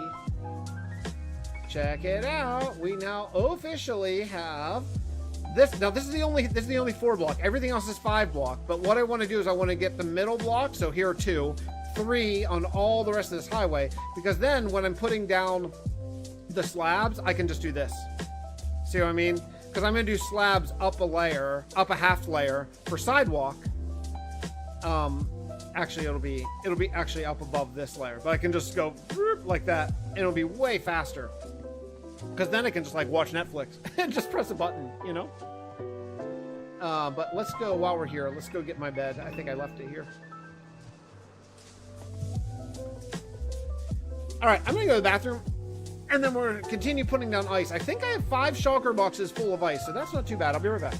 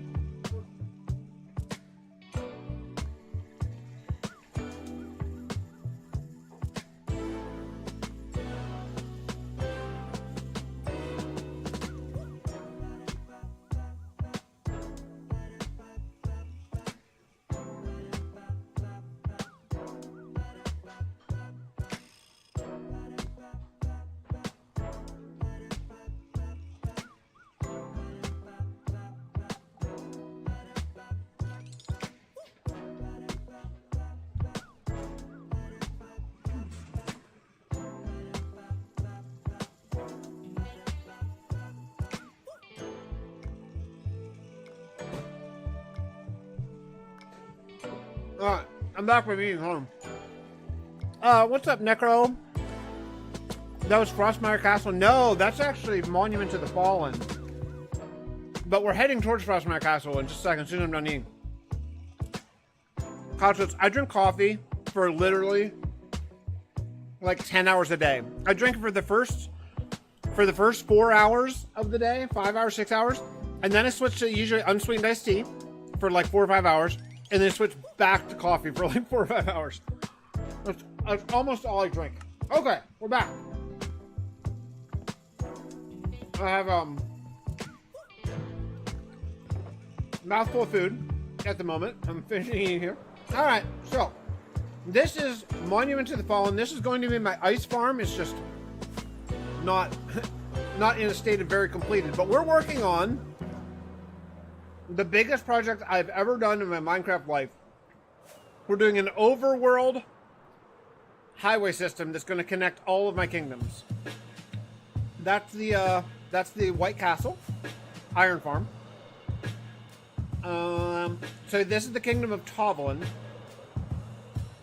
and we are going to go to the front of Tovlin and do the next row of ice. I want to get this one three blocks wide, so I can start to actually utilize it to zip around my massive Minecraft world. That's the idea. And then hopefully what we're going to do is to, get far enough where I can actually get to a repair spot, which would be really nice. But I'm so excited to use this to get around the world. In fact, what I think I might do is on one side put a sidewalk, and on the other side maybe put like a mine cart. You drink slowly? Oh, see, Cloud, that's where we're different. I guzzle a cup of coffee in like a minute, 30, and then I just go make another one. I drink so much coffee and unsweetened iced tea.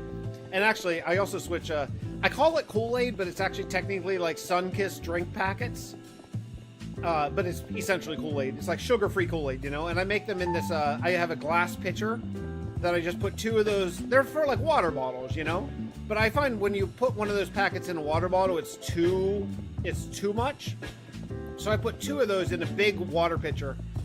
And so I'll have that sometimes if I want something kind of sugary, you know, because I'm trying so freaking hard to eat healthy.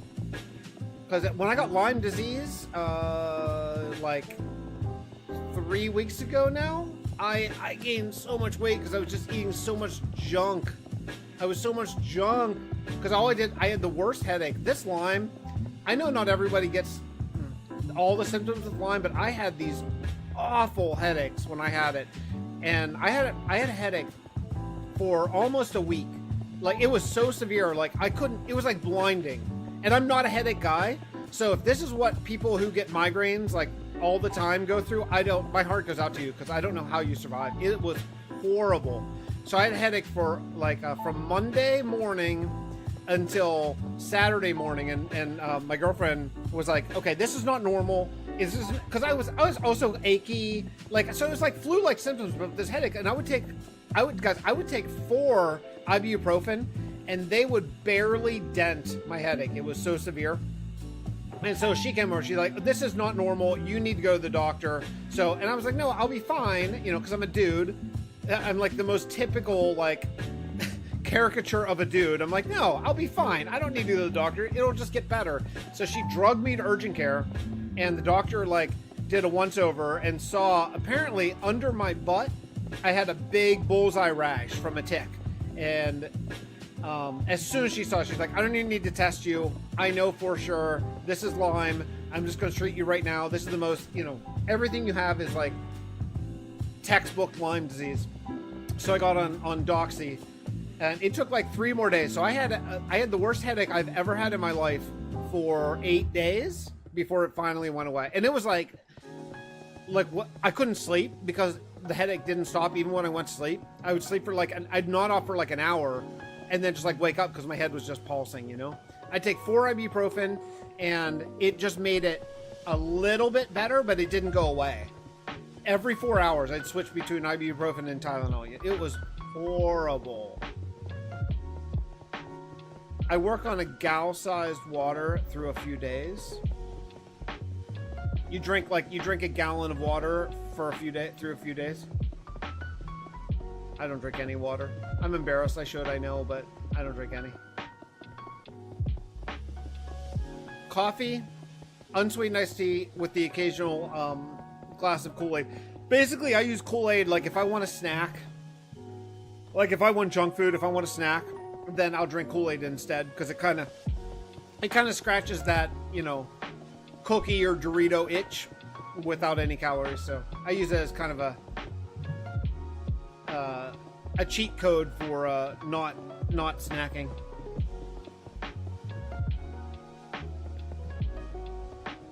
Okay, we're headed. That little island over there is from 100 Days Colony Edition that I did in this world. Oh, good. Extreme thunderstorm coming. Cool.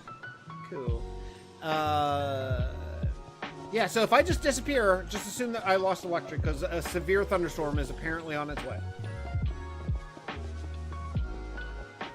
And yeah, so this turns, and right over there is Steelport, and eventually Steelport is going to come all the way around to here. It's going to be such a huge city. It's going to basically connect with Tovlin.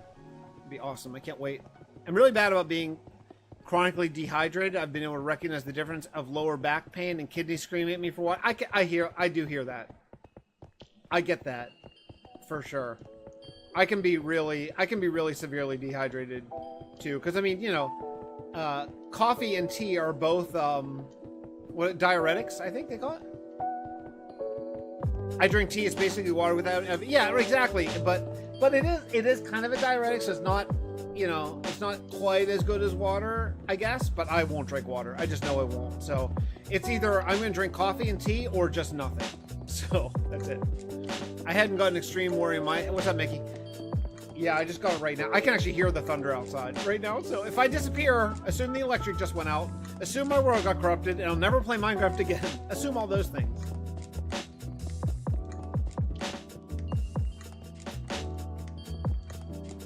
All right, look, there's that spawn right there. That's where this whole world started. That was Bedrock spawn. Oops. Now we are gonna try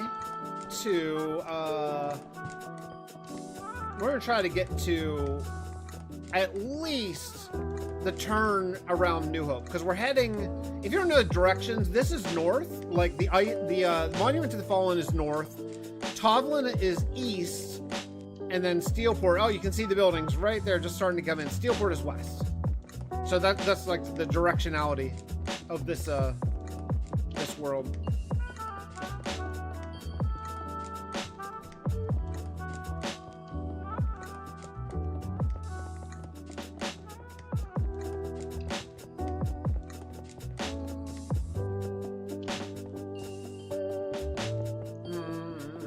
So much to go. And then, you know, this is just the busy work portion of this, right? This is just the busy work portion. Like, this isn't even like the creative building cool bridges portion. This is just the, like, dude, this is the absolute minimum. Oh my goodness, we're gonna be working on these bridges forever, but they'll look so good.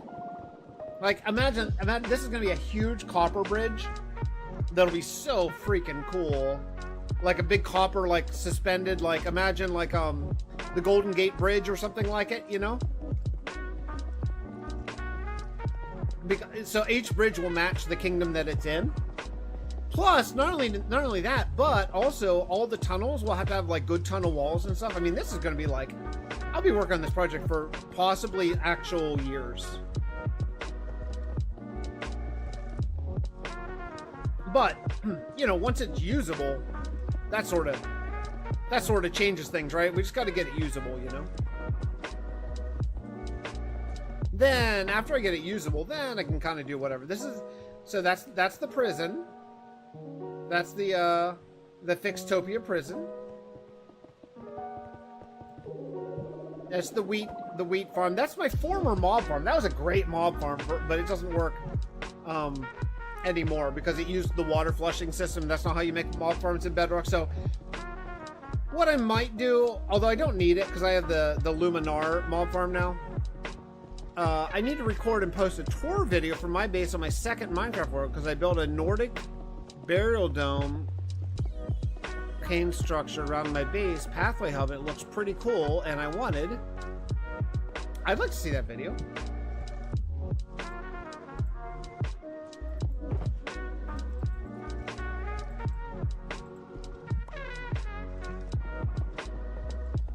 you to see it and leave your opinion. Yeah, link it in my Discord after you get your tour up. I'd like to take a look. I was just saying earlier, probably before you got here, that I've been looking for more Minecraft content to watch. I've just been really into it recently and looking for people, basically.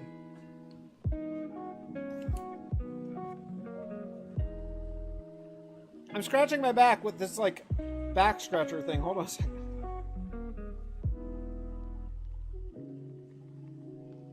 My goodness, I cannot believe how hard it's raining. It's just never gonna stop. Okay.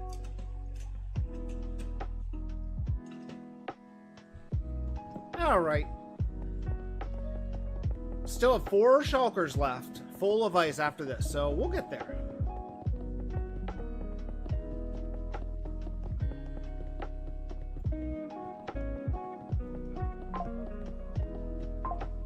Flash flood warning. My phone's just constantly severe weather warning, thunderstorm warning. Come on, bring it all in. Let's get all the natural disasters going here at once. Oh, you know what I had? I carried that stone and cobblestone around specifically just for this area right here, and now I don't have it, of course. How much do I need? Not very much. Let's just get some.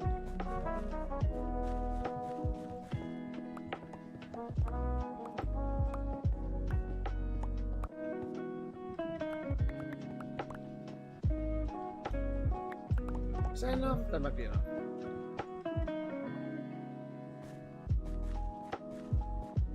Oh, you know what I want to know is, is this transparent at all? Like under any, with or without vibrant visuals? You can't, it's not, right? The solid block.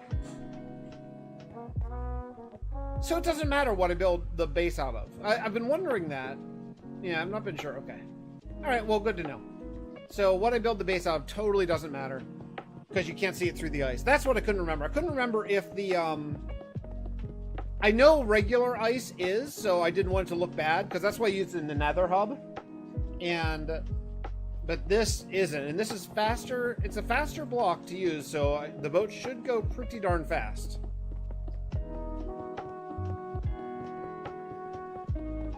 Yeah, so I think what I'm gonna do is, I'll have, on one side, I'll have like 2 blocks of sidewalk that go the entire length, and on the other side, I'll have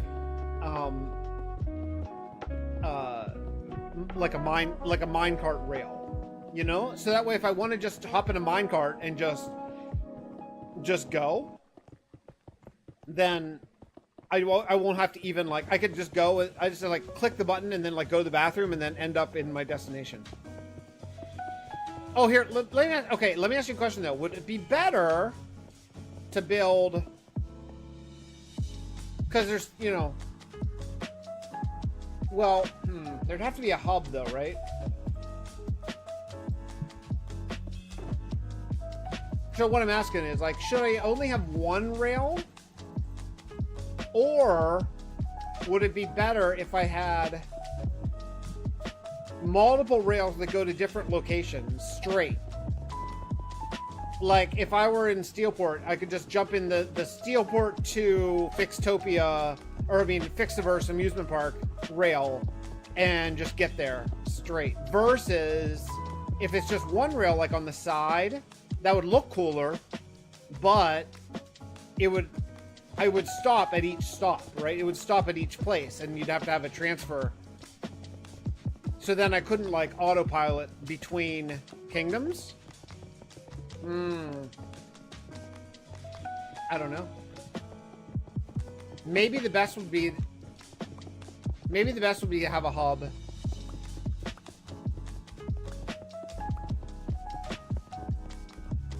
Yeah, maybe that would be the best.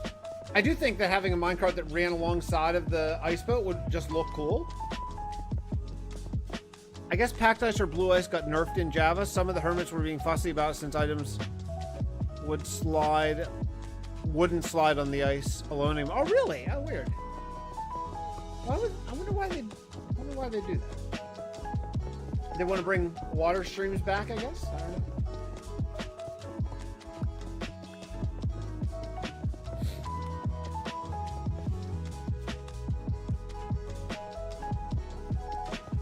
I cannot. I'm really having trouble hearing the game. I don't know why it's so soft. I know they turned up once already.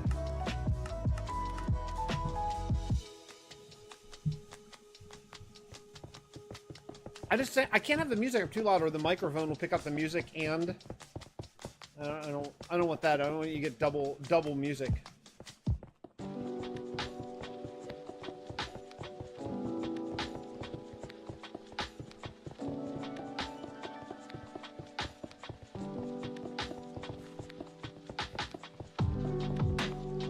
Oh, we're almost to the turn. Look at that. We're gonna make it to the turn. Way past the turn, actually. We're gonna head to Failwind first, the Supporters Kingdom, because it's a much shorter drive. So we'll head here, and where's the middle here? This is not very far. Everything else is much further. So we'll start with this.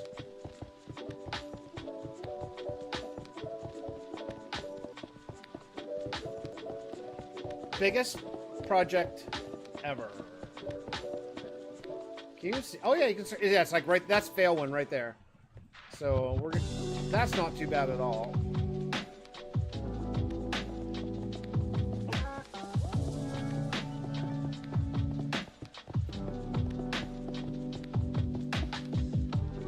Oh, you know what this goes to? This is I'm gonna actually go ahead and do this now. This goes to Perseverance.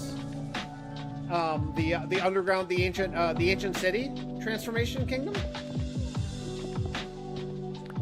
Look how close it is. It's like right here. I'll put in like a water stream elevator right here.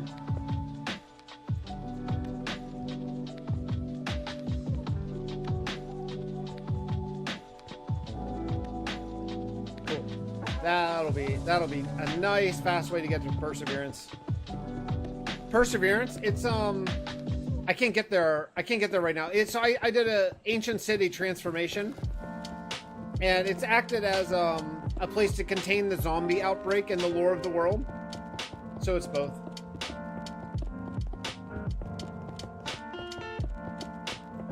I keep wanting to get back to it and work more on it, but I just haven't. I've had so many different things I want to do. I just haven't gotten there. I was going to ask earlier, Wolven Mother, may have been a question answered many moon ago. How do you come up with names and towns and kingdoms if you don't get a suggestion from comments? I don't know. I just think about it usually. They're not all great names, but yeah, I usually just think about it. Or I used to live stream a lot, and usually someone will just have a good another severe thunderstorm warning, or maybe expanded. Yeah, live streaming is always really easy. The other way is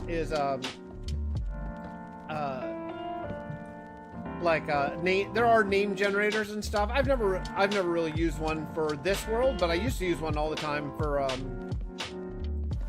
Vast, and like back in the early days, back when there weren't a lot of people playing.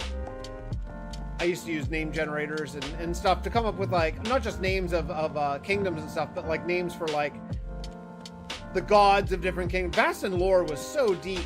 I mean, as interesting as the lore is of the Fixxiverse with the sort of evolving storyline, Vast and lore was much deeper as far as like we had names of founders of religions and like all kinds of. I mean, it was substantially deeper than any other lore I've ever really done. Because we had a full Vastin wiki that was it was like hundreds of pages.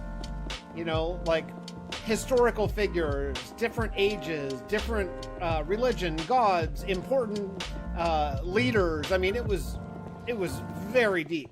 Hey, what's up, Marcel? Hey, Fix, glad to see you're still adding your world. Been watching you since 100 Days Mage video, and just haven't been able to in the last year. Thank you for lore and entertainment so far. Oh, I really appreciate that. Thanks for coming by.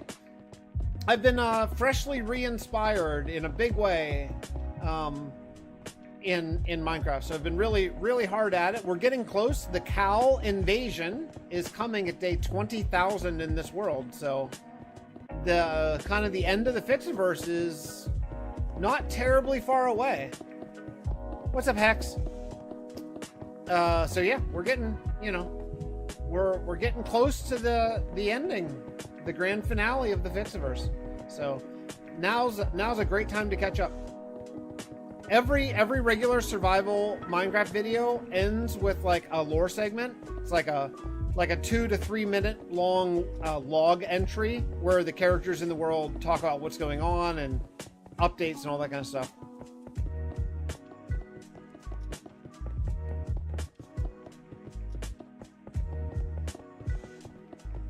This project that we're doing today is just going to be mind-blowingly massive. I mean, to connect every single kingdom in this world by packed ice is nuts. Hey, Klautos. Yeah, thanks. Well, this is the absolute most tailor-made, perfect streaming project that's ever been. It's just, you know, looking at a stream, or looking at a single block that keeps being placed repeatedly over and over and over and over and over. So this kingdom over here, this is called Failwind. This was a thing I did around day 2000 in this world, where I had my supporters play on a copy of this world in survival and build this kingdom, and then I imported it on day 3000 in this world, and then I've been slowly like reimagining it in my own style. So you can see, like, I've been working on this castle more recently. You can kind of see the difference, and it's not good or bad. It's just to make it fit everything else I've built. So like the back is the way the castle was, like all the stone, and then this is the way I'm reimagining the castle, just because this is how I generally build. So yeah, this is what we've been working on here in the supporters kingdom. It's been really fun. I really like how the dragon head over the throne in my Castle Red Fang's throne room, and the custom corridors I built from scratch without help from YouTube. Cool. That's awesome. All right. And then this will be like, each one of these ice boats will end in like a sort of, you know, stylistically appropriate for the kingdom it's in, but kind of like a Grand Central Station of road, you know, like that way there will be like automatic dispensers with boats and all that kind of stuff, you know. So that you can get for any kingdom super duper fast. It'll be awesome. Severe thunderstorming, storm warning, located. Oh, right at my house. Uh-oh. Uh-oh. Oh boy, it's coming.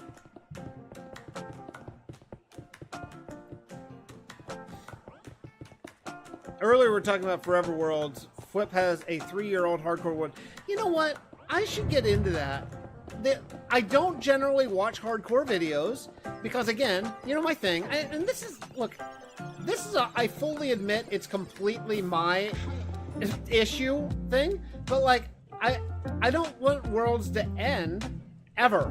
And like for, you know, hardcore worlds end. And I don't want that. So I don't even want to, like, it's like, I don't want to watch it because I know it's going to end. And like every world ends, I don't know why I'm so like neurotic about it, because I fully admit. But yeah, he's been playing for 3 years. I should totally watch. He's a great builder too. I should totally watch it.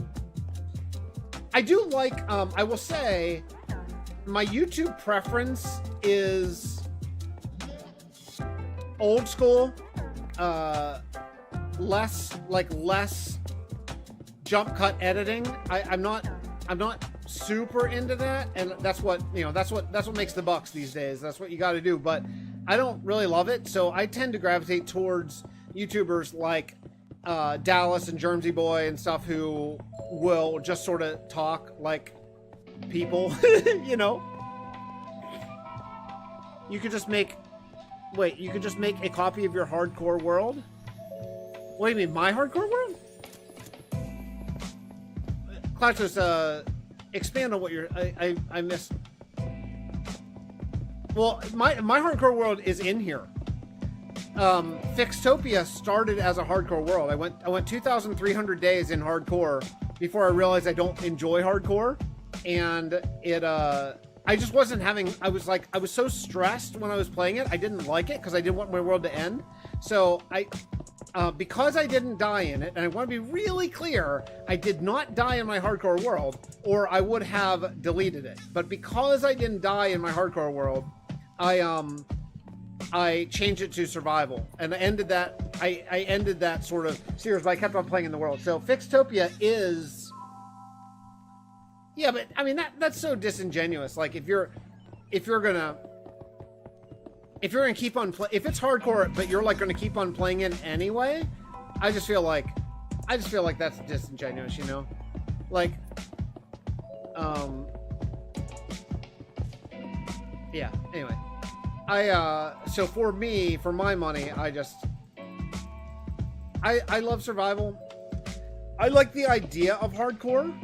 I like the idea of one life, but oh my, it's raining so hard. Can you hear the rain? It is like, it's like pounding into my brain. It's raining so hard. Holy cow. Oh, my basement's gonna flood. I don't want that. I don't want that at all. So it's having a go to the world file. Well, yeah, you can still, I mean, yeah, you can still have the world for sure.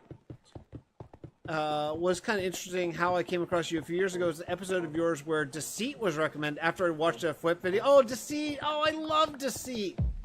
That was, I still think that even to this day, I think Deceit are probably my best videos, I think, as far as the editing and the storytelling. I think Deceit is like a 6-episode playlist. I think it's probably between Deceit and Dominion. I think that was peak. That was peak my channel. Oh, I meant to keep for yourself. Yeah, for sure. But I mean, at the same point, you'll look at it every once in a while, but you're not gonna play it anymore. So like, what's, you know, memories, I guess. What's the point? But I mean, believe me, Klautos, I know plenty of YouTubers that claim to have hardcore worlds that absolutely 100% cheat like crazy off camera. I'd say more do than don't, to be honest, but whatever, man. Not my thing, you know.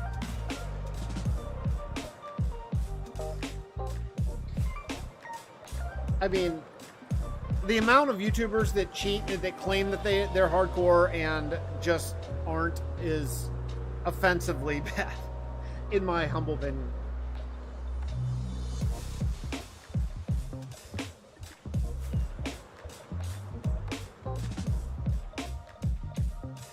I should have taken a boat. That was Deceit. Deceit is where it was all about murder. Deceit was a whole SMP just about murdering each other. It was really fun. That was one of my most absolute fun series. That's, I mean, I made some really good friends there too, like Legs and Tanisha and Mongo, and I mean, so Brock. You know, I met Brock in real life. We actually had coffee together. I have a picture with me and Brock hanging out, drinking some coffee. Yeah, Deceit was so fun. Yeah, Brock was coming, he was driving through Pittsburgh, coming back from a vacation. He's like, hey, you're near Pittsburgh, right? And I kind of am. And so he's like, okay, I'll be there in like an hour. So, all right, let's go. So it was really, really cool. Just hung out. It was right when he went, it was right when his channel took off, and actually both of our channels were doing quite well back then. I want to say I want to say he went full time then. I don't know if he still is. I haven't talked to him in a while. But like all those single player worlds, like Mongo had a single player world that was great. Brock had a single player world that was great. Legs, I think, still has his hardcore going, although I haven't checked in a little bit. Tanisha has her hardcore series, but she's almost entirely streams. Tanisha's world is crazy. She's got to be 25,000 days by now, probably.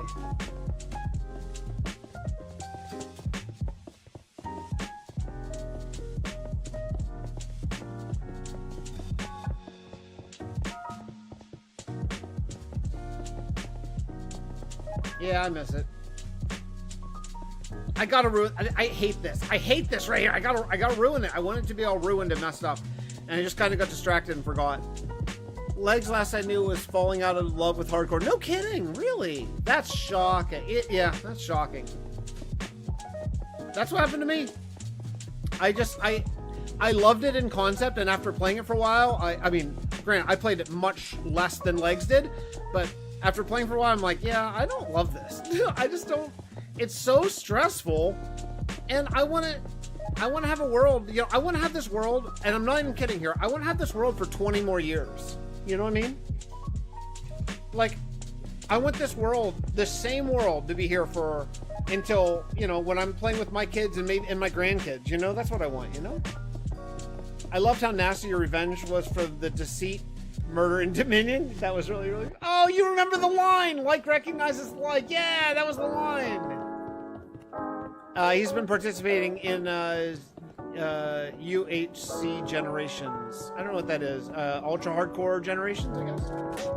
Is Ultra Hardcore where natural regen is turned off? Is that what that is? I don't even know. That's how out of touch I am with hardcore. I don't even know what that means.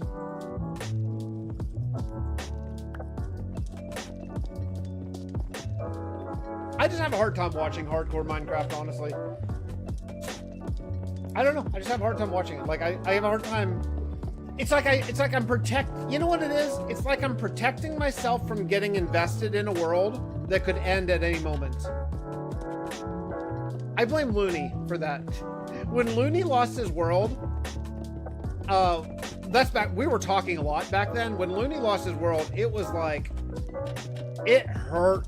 It hurt me, right? As just his friend and a viewer, like, it hurt me when he lost his world. And like, I was like, that's it. I'm not, you know. Oh, after you die in hardcore world, you pass to someone else and they build upon what previous... No kidding. That's... Oh. Okay, hold on now. That's interesting, because that's kind of hardcore. Okay, that's interesting. I think that's a cool idea. You know, Viking Pilot... That's a real... Do you happen to know who the people before him were? That's really interesting. Viking Pilot and Josh, Code Neon, have a world that they're passing back and forth every other month. I think that's a really interesting idea, too. I don't know what I would do in the opposite months, but I think that is interesting. No. Yeah. Oh, don't mind my constant weather updates going off right next to my mic. It's just constant. It's unbelievable. Okay, Wolf and Mother, I'm intrigued by this passing hardcore worlds on between friends. That is an interesting idea. I had not heard of that before. That's really cool. Code Neon was Gen 3. Oh, okay. He's a good builder, too.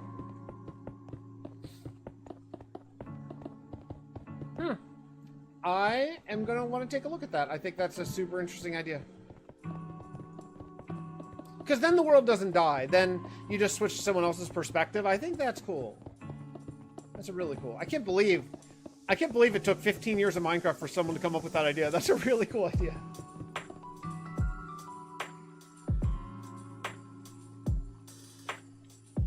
Okay, I gotta say, we're getting a little further here than I kind of thought we would already, with 3 blocks wide, all the way from Tovlin to Steelport, because that's the biggest single stretch. Well, going down to Gabor is really far too. But this is a big stretch of highway. If we get this 3 wide the whole way, I'll be super happy. Then we get to repair and go get more ice.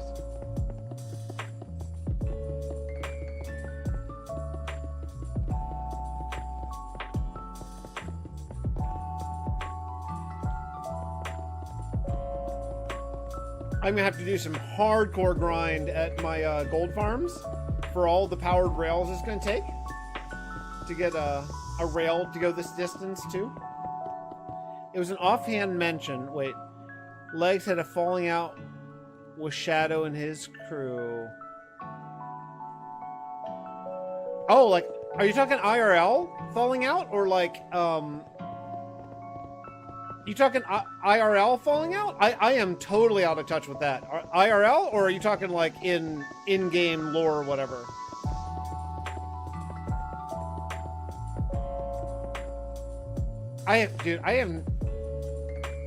Oh man, now I'm extra intrigued.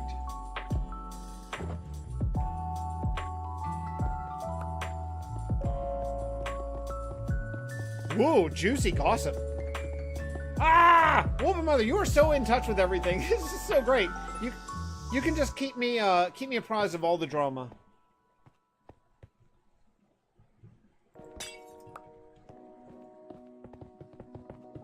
I'm just like I'm staring at chat, waiting to get an update on this because I'm so intrigued right now.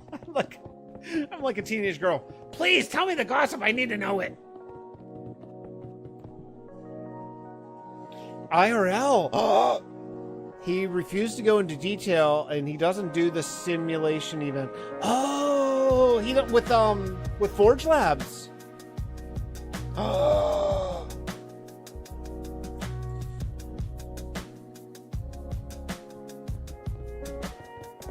Oh, I know what you're talking about, Necro. Whenever I dropped him down the pit in my little micro castle, I loved Dominion. Dominion was great. Wolven Mother, wow. You know what? I'm gonna send Legs a message. I did not about that. I need to catch up with him. We went from talking like literally hours a night to not talking for a couple years, and that's me. I disappeared when I got divorced. Like, I disappeared from everything when I got divorced. Well, you guys know I didn't do a video for a long time. I mean, you all know what happened. But when I went through that, I totally disappeared. So that's on me. I left a lot of relationships with friends just like hanging because I didn't know how to deal. It took me a while to sort of get my brain together. By the way, I think I'm exactly 2 years from when I moved into my new house with just the boys. Exactly 2 years ago. Maybe like tomorrow, maybe. Really close to now. So I should send Legs a message just to sort of reconnect. I haven't talked to him in ages.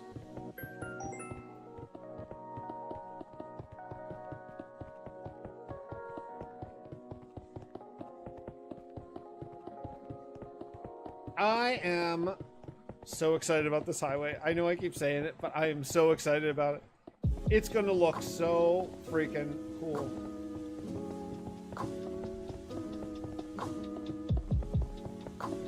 Oh, I need a drink.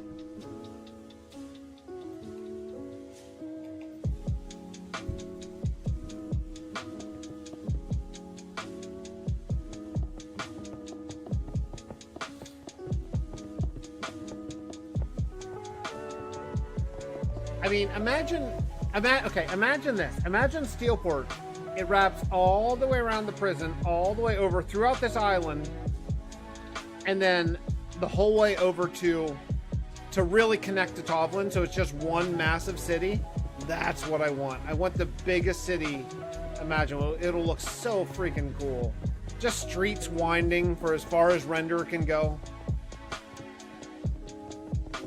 Man, I'm so excited about that.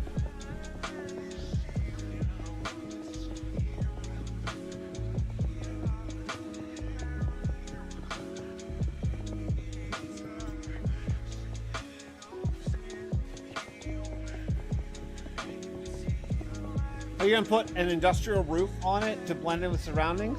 No, I'm gonna do each section of the highway will fit the town that it's in. So in this area, this will be like a modern highway with like copper supports and stuff. Really make it look like a big suspended bridge. In a medieval one, it'll have like, I don't know, maybe like a medieval wooden roof. In the fantasy one, it'll have a big exquisite fantasy like roof. It'll match whatever, it'll match whatever kingdom it's in. We'll just like, and the tunnels will match whatever kingdom they're headed to. But that way, whenever you're on the road, you'll know which kingdom you're heading into, because the surrounding, like the type of bridge and the type of supports and stuff will change.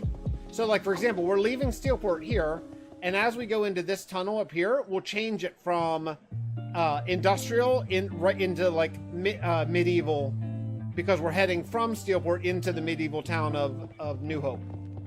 So yeah, so every single segment of this will be wildly different. Like when we're heading up north to Monument of the Fallen, it'll be like a an ice-covered, frosty, snowy bridge, like.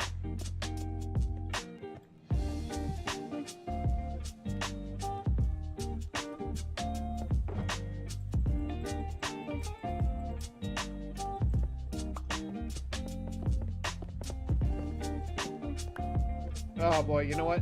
I'm gonna have to light this up.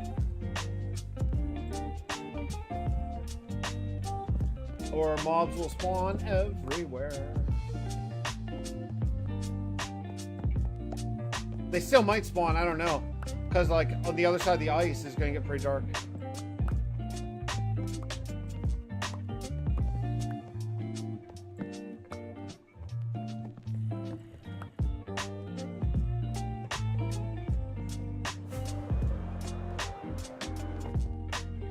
It's gonna take a long time. It's gonna take a long time to finish. This next episode is just gonna be like laying it out, and that's it. And then I want to lay out the ice and the sidewalks that are gonna be next to it, and the rail. That would be great for this episode. That's all I really want to do for this.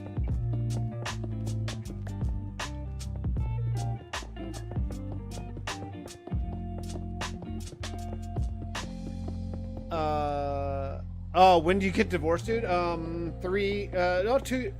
years ago, like this month. That's when I really,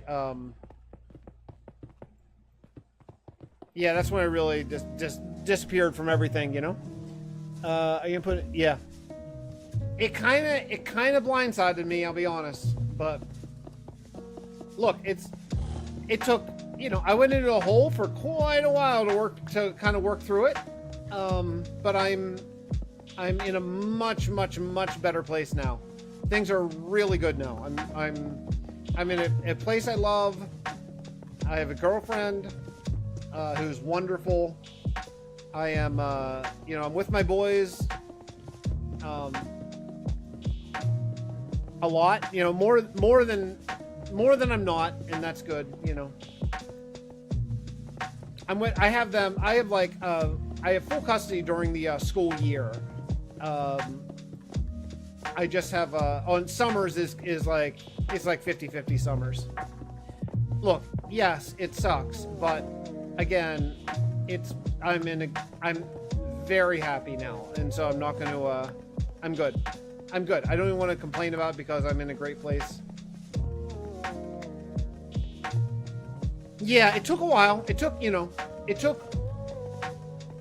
I mean, the last year that I was in the old place was really rough. Really rough. And then the first year I was in my new place was really rough. I won't lie, it was awful. Here's some advice.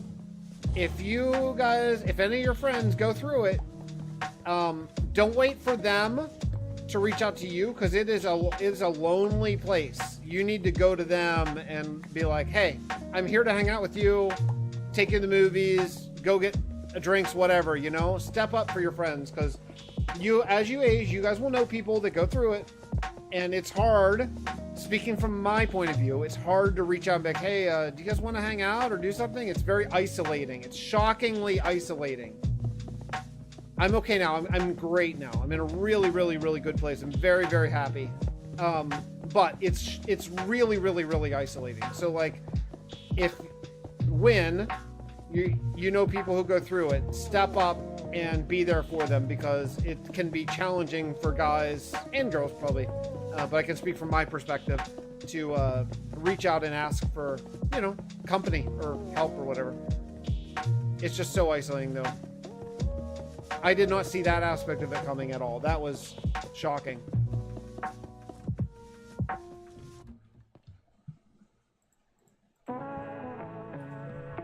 Okay. Anywho.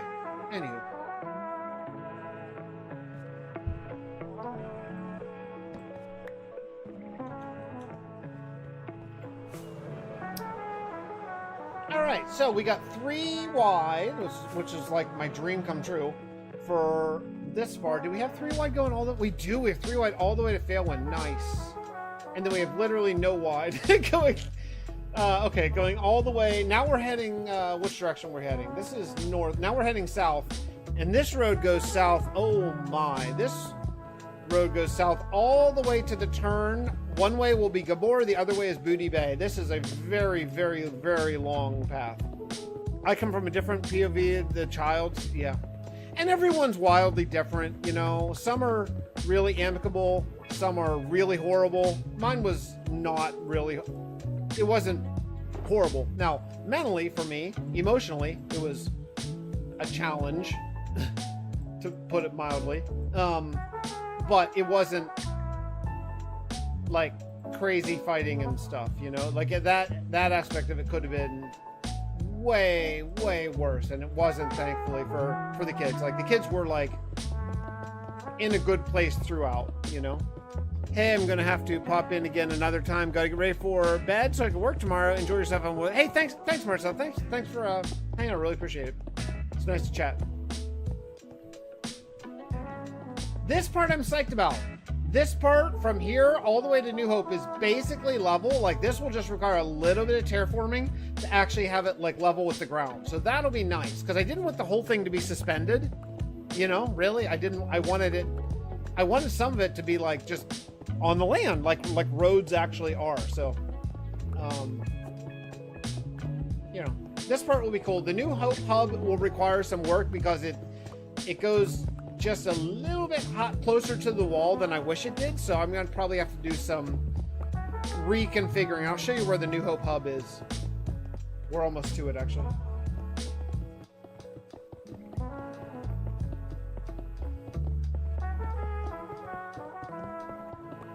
Oh man, I'm getting hungry. I could go for some wings tonight, but I'm not gonna go get them. I'm definitely not gonna order them. Wings are so freaking expensive now.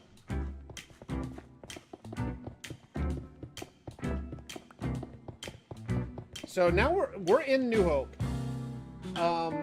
This used to be my frog sanctuary, which all the frogs died in the merging because I lost all entities when I converted the worlds. So all the frogs died. So we could put, I think the hub, I think we'll take down this house and maybe the turtle sanctuary, just take it down and build the like the road hub there. Kind of like a subway station. Wait a second, what? This isn't even done. I missed a section. Well, that's not great. Oh my goodness, how long does this go? I thought it was done digging for a bit. I love wings. I love wings so much. Actually, you know what, Wolf Mother, it's been a while for me too, and let me tell you why. It's a little embarrassing. Because generally, I only go out to eat, like, with my girlfriend now, and I have a big beard now. And wings are pretty messy to eat if you have a big beard, and I don't want to eat them on a date and get all messy.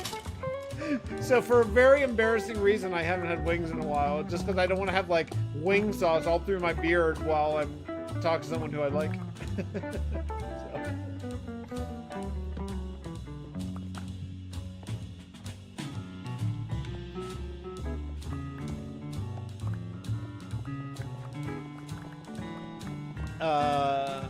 Especially on the mustache, mine gets saucy. Yeah, it just, depending on the situation, when you have a big bushy beard, my beard, I keep it trimmed nicely on the side, but it's getting kind of long because it's been probably 7 or 8 months since I've trimmed the bottom of it, or since I started growing it, and I have never trimmed the bottom. I just keep the sides in, so it's like sort of formed. So yeah, so when I'm in a situation where I can get wings, I get the boneless wings, which are, you know, chicken nuggets essentially. But I can just shove the whole thing in my mouth and not be embarrassed by my disgusting mess. Yeah, I do keep. So Claude says I have to keep my mustache trimmed pretty short, the mustache part of the beard, because as a trumpet player, I can't have those hairs straggling into my mouth, you know, under the mouthpiece. Yeah, so I have to keep my mustache trimmed up over my top lip just so I can play.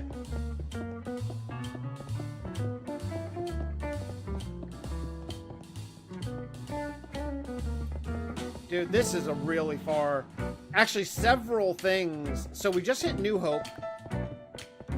I mean, the world is set up perfectly for this because almost everything is just off of this road. This north-south road.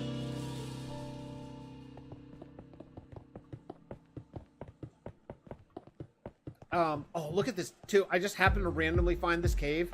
We'll definitely build some cool stuff down in there. That would be awesome.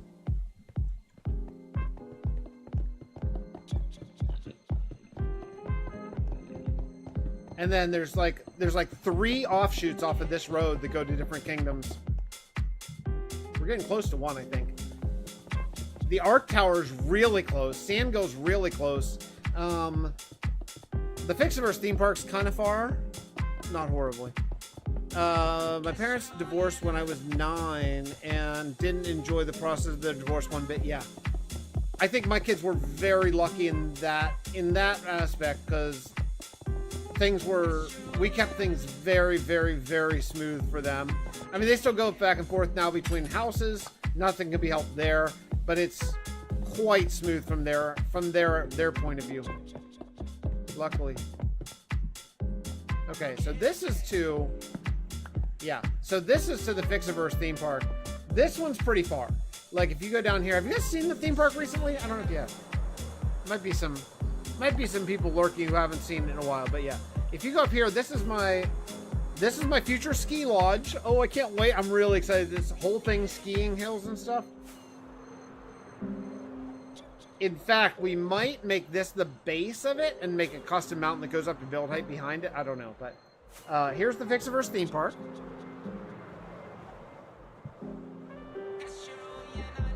I really like it. This is one of my favorite parts of this whole world. It just feels like a real theme park, I think.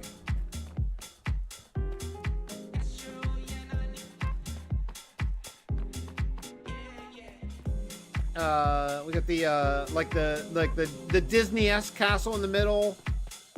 This is like the main street portion of it. Behind the castle, we have the new power tower. Klaus, you want to do the jump? I know you mentioned this. Let's do it. Should we do the jump? All right. So this is the power, the big volcano. All right. So I'll do the power tower since we're here.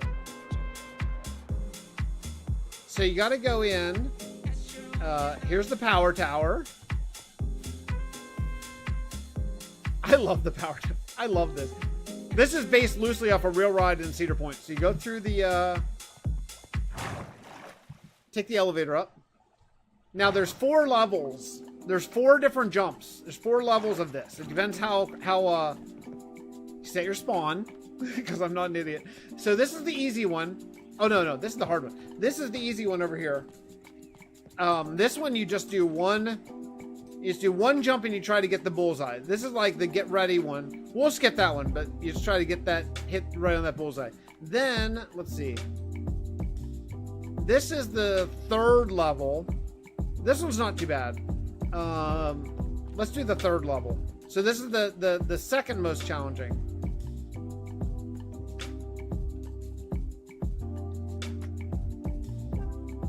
Ah, close. I made it. Okay. There's one. And then, let's see. Oops. Now, we'll try the most challenging one. The most challenging one's really... It's actually really tough to nail it. You have to get the last slime block. You have to get it exactly... Like, exactly on the... Oh, hey, what's this? What? What? I didn't know I had a bunch of stuff up here. Okay. All right. We'll keep that in mind. All right.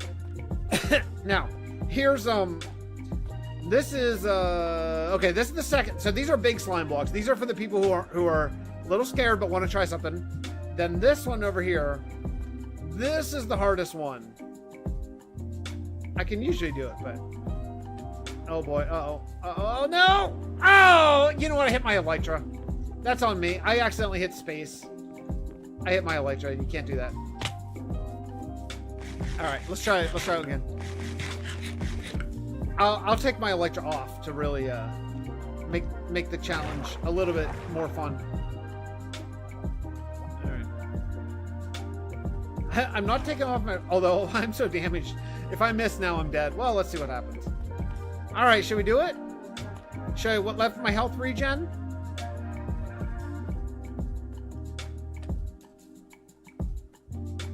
Oh boy. Oh, I'm too far away. Oh!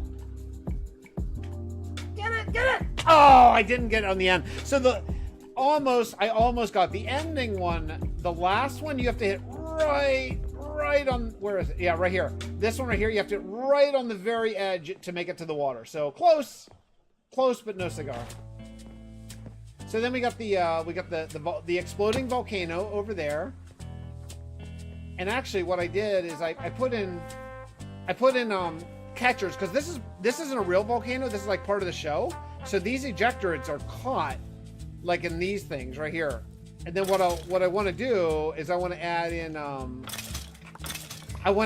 like an elevator mechanism that pulls down the volcano part and like tracks that'll take it inside the volcano as part of the just part of the immersion bit, you know. Anyway,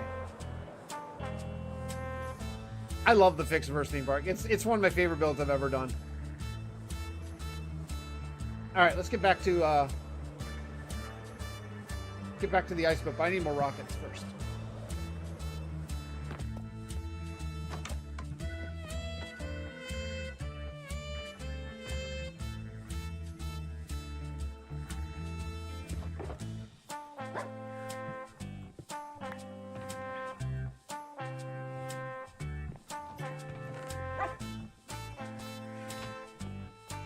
Might as well just dump some stuff in here. I'm just starting to repop. So when I did the merging, I lost all entities, which includes every item in chests. So I lost all of the stuff in these chests. So I'm just starting to like repopulate all of my chests with just stuff in general. It's taken a long time. I mean, I lost hundreds of double chests full of stuff when I did the merge. Unfortunately, I love this parking garage too. I like this parking garage is so simple, but I love it. I even love like the lights inside of it. I just feel like it's. I don't know. I just feel like it's really. It just looks like a bus parking is over here. I love it. All right, we're going to take down the lights because I'm going to put ice right through here.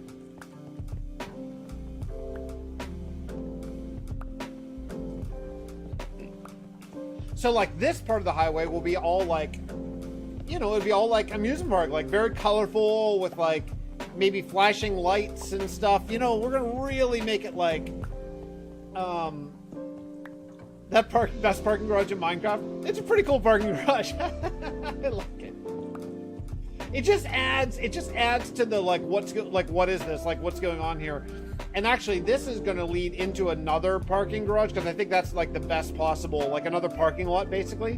I think that's like the best immersion is like make it feel like a car, like cars are just going to go right in and park. It's going to go straight in. I'll probably build a second parking garage eventually. Because I guess I didn't really say that, but each hub will be like kingdom specific as far as like, like the medieval hub might look like a horse and carriage hub, and like that will be a parking garage, and like the industrial city will be like maybe a train station. You know what I mean? Like I'll try to really make each one. Shoot. It's gonna get really dark in here. I gotta put down lights on the outside too. Like probably a train station in Steelport, and like maybe like definitely like Sandgo, which we're almost to actually. Sandgo's just up here. Sandgo will be like maybe a boat, like it'll actually it'll probably be a dry dock for like a boat building place. So each one will have its own unique sort of thing. I think will really add to the immersion and lore and stuff.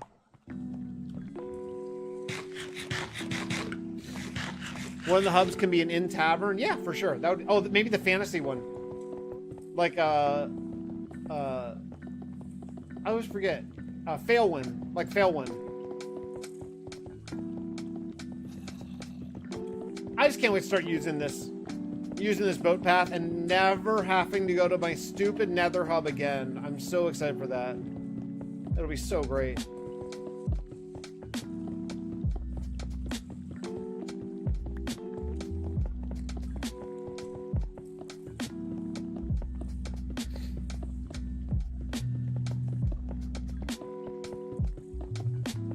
Not only that, but like even the entrance to these tunnels will be like themed to the kingdom that it's in.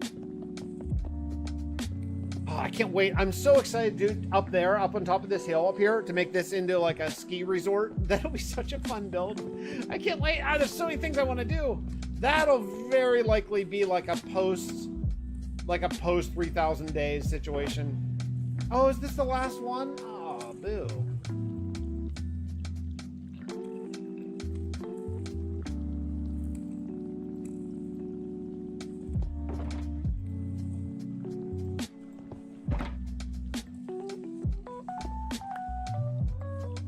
Oh my god, I'm out. This is it.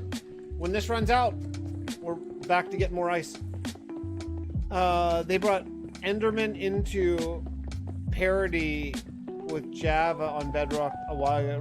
What was different about them? I didn't even know. I didn't even know Endermen were different. I'm so out of touch. How were Bedrock Endermen different on Bedrock versus Java? I had no idea. That's totally news to me.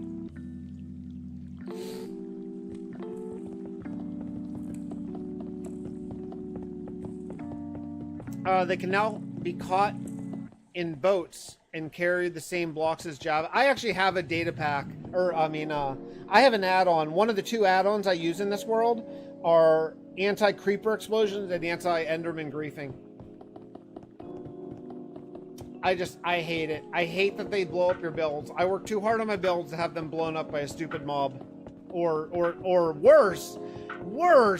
worse than creeper explosions. Endermen are the worst griefing. They're worse than creeper explosions because I do a lot of terraforming, and a lot of times I terraform only one block deep, so they just like take grass out of these big hills and stuff that I build. I hate it. It makes me crazy. Oh, they would teleport out of boats. Oh, okay. I didn't know that. Cool. Oh, I didn't know the ending was there. You know what I found out recently that's not in parody that really made me sad? And it might get changed later, but you can't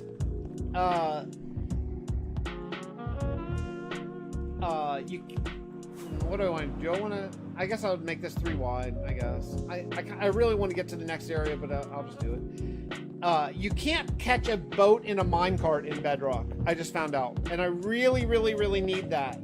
And that's in one of the new Java things, is that you can, like with the leash mechanics, you can put a boat in a minecart, and then you can leash that boat to another boat, and you can't do that in Bedrock, and that makes me very sad. I really wanted that, because you know what I wanted to build 2 things with that. I wanted to build a suspended roller coaster using that mechanic. And I wanted to build a ski lift over it right there. Right there, I wanted there to be a ski lift where you would just take a boat, or you would get on a pig with a saddle in a boat and be like suspended, carried up. And it really makes me sad that you can't do that. So that bums me out. We'll find, I'll just do a regular minecart rail, but I really hope they change that. I don't generally care about parody that much, but that, I want that ability. Ever since I saw someone on YouTube, or actually I saw someone on Reddit do a suspended roller coaster, I was quite taken by that idea. I thought that was so cool. And then I found out you couldn't do it on Bedrock. I was like, no. It made me sad.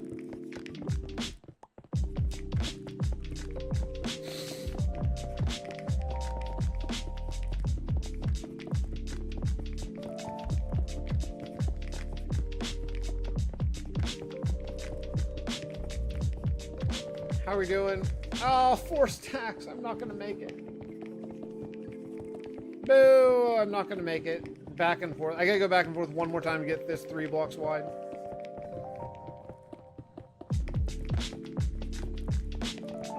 close, actually. This tunnel is much longer than I thought.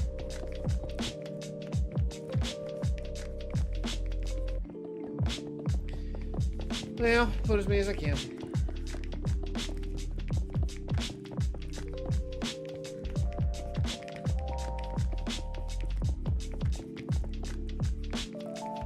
I don't know what blocks I'm going to use on the sides yet. I think maybe I saw the video that inspired Mumbo to make it. I want to say, but yeah, I saw it on. I think I saw it on Reddit. It doesn't really matter, but yeah, that suspended roller coaster was so freaking cool. But then you can't do it on Bedrock. Boo, broke my heart. It broke my cold, black, dead heart.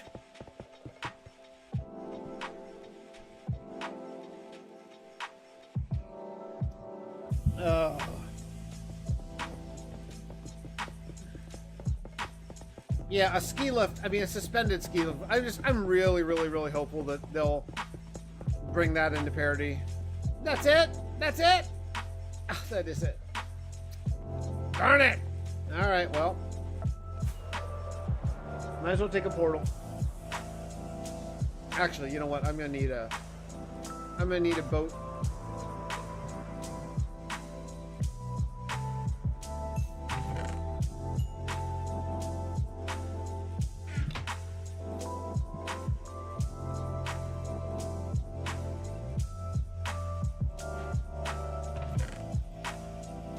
One nice thing about this world is you never have to go far before finding a crafting table and a chest just sitting around. That's kind of my vibe. That's kind of what I do.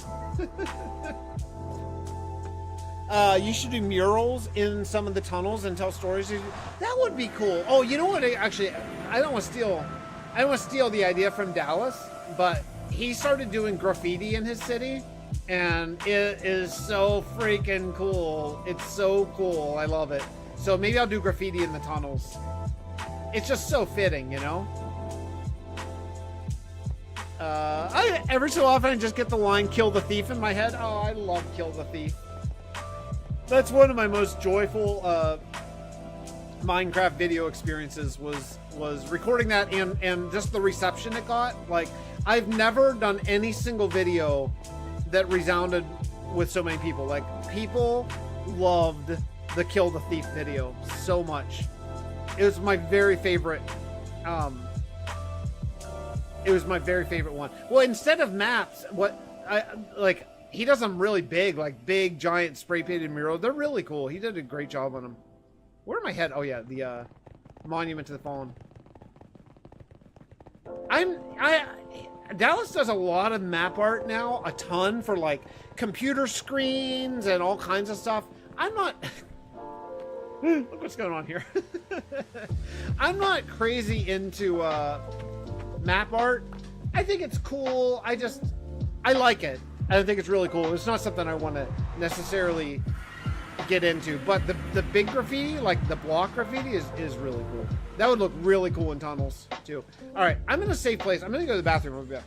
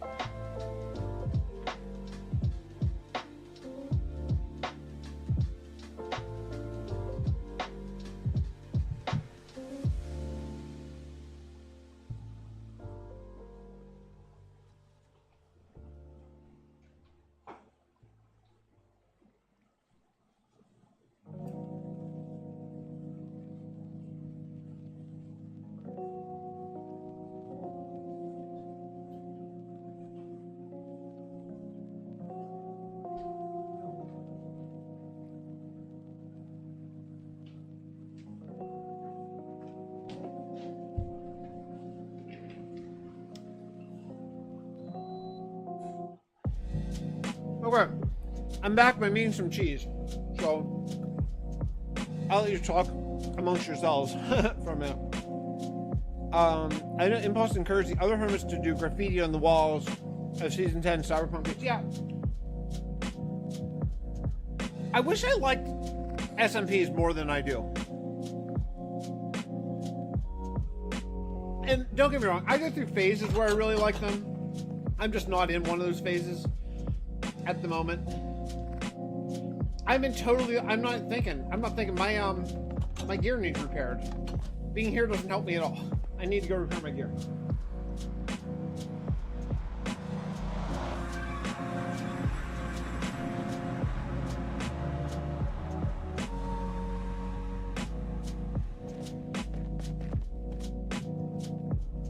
Alright. Sorry, I'm eating cheese. I'm just gonna silently play my crap for a minute while I eat.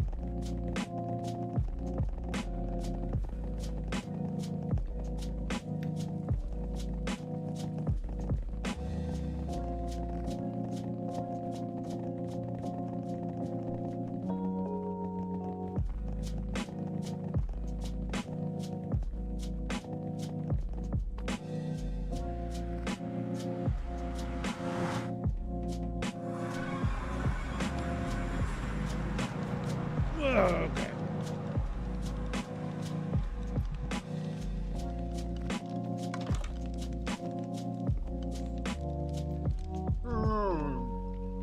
Alright. Darn it, I'm gonna get this ice 3 wide if it kills me tonight.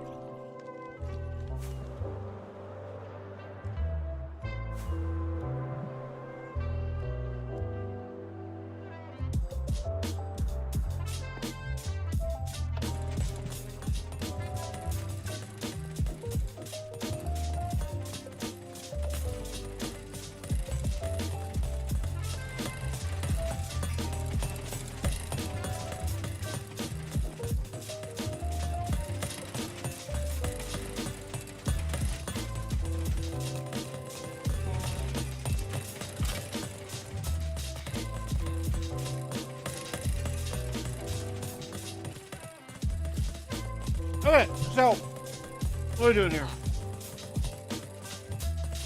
I have the guy I watch, and it's a series where he tries to turn different trees into flavors of ice cream. Wait. I have this guy I watch, and it's a series where he tries to turn different trees into flavors of ice cream. Does he, like, make the ice cream?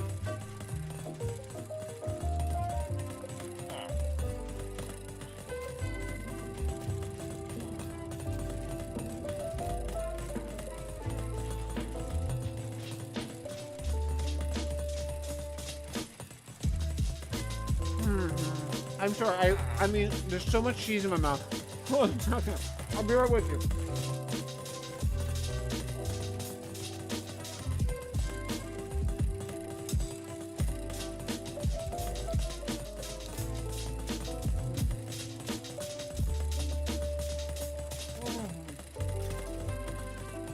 Okay.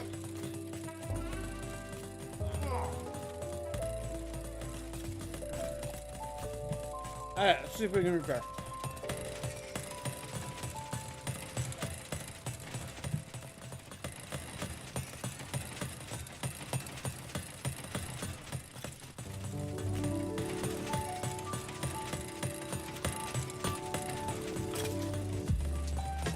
I got too antsy.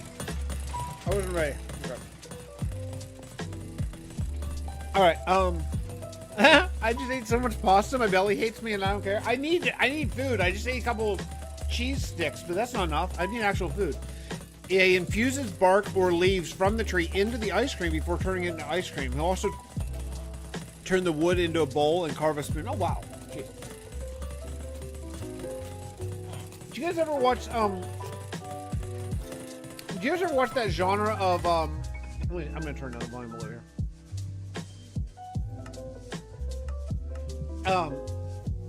You ever watch that genre of like backwoodsmen, like guys who go out in the middle of the woods and build a cabin just with like nothing but like a single axe? I got really into that for a while. There's some like There's a couple Russian guys, a couple French guys that like do it, where they're like, they build a hobbit hole just out of like rocks and stuff, and all they go in with is like an axe. Like they make everything else right there just out of trees and rocks and wood and stuff. Yeah, I do love it. It's really addicting. Like they don't talk during it. It's just like not really time lapses, but like just endless cuts of this whole thing. It's really freaking crazy. Hey, with the way things are going, we all might need survivalism soon. Everything's going great. I'm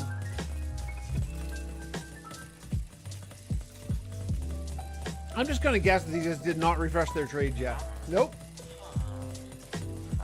Nope. Useless. The channel Primitive Technology, I think, started the genre of that video. Oh yeah, okay.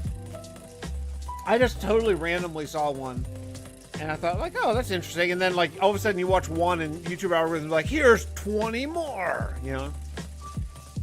I had watched a few of those until a couple of those creators were exposed for trying to hide the actual equipment between shots. I could totally see that, too. Everyone's a liar. Just like in Minecraft, where people hide that they go into creative mode. People hide, like, the jackhammer and building team off camera. Yeah, I'm not surprised. I mean, that's like those what's that show, Buying Alaska? Like one of those, you know, one of those home buying shows, and like they were exposed by showing houses that weren't even for sale. You know, it's garbage. There's another channel called Primitive Technology Idea. There's a blatant ripoff off of Primitive Technology. These same machine. They use machines and stuff to do the builds between cuts. Yeah, exactly. That's funny. Yeah, I'm not surprised. Not surprised at all. Alright, been a minute. Let's see.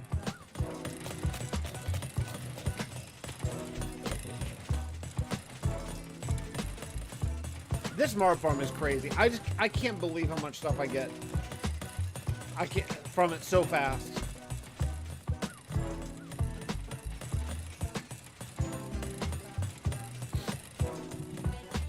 I mean, I could do a thing like that would funnel the XP to me, but honestly, I'm fine with it. It's fine.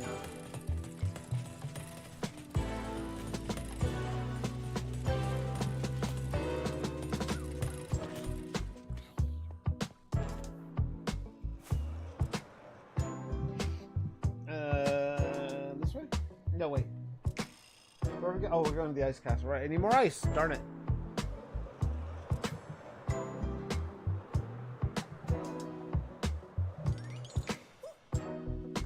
Remember the Ark? I barely ever go there anymore, but it's big. It's important for the lore. That's a pretty cool tower.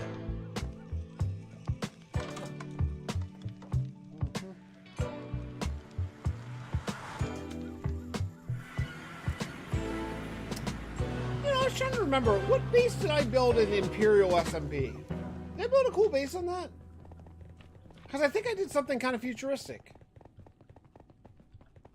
You know what base was cool that I built a long time ago? Remember in Skyblock Kingdoms, remember the ant farm base? That was a cool base.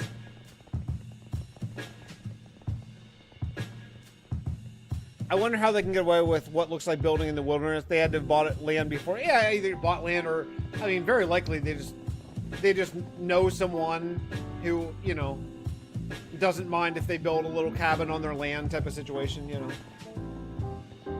Or even they're contracted. Like they get hired to build a cabin for someone, probably. I would imagine that's the case too. Double dip, you know, they get the YouTube ad revenue and also they get paid for building a cabin, you know. I need a way out of this. This is really a frustration. I like, you know, I like this base a lot. I like the idea of this base. I like that it's a drained ocean monument down there. But now there's not a guardian farm. I don't really know what to do with it outside of just like an ice farm up in the top, you know.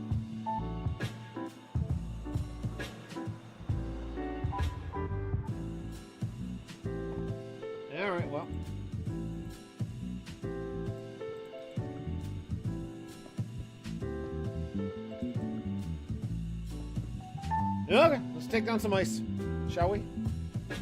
The cache you build in the Nether in Bastion is still one of my favorites you've done. The one made of granite. Oh, not in the end, not the Nether, right?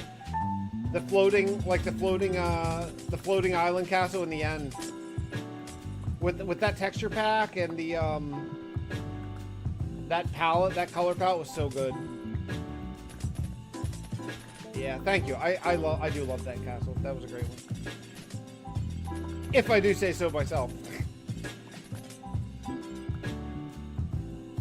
In fact, actually, I'm going to take a lot of inspiration from that for this island of Luminar, like the floating island they just built. I'm going to be taking a lot of inspiration from that because I'm building a castle up on top of that to house the mirror of Luminar, where for the lore it's going to bring everyone back from the void. And I'm going to be not copying that castle at all, but really doing some of the similar ideas of build.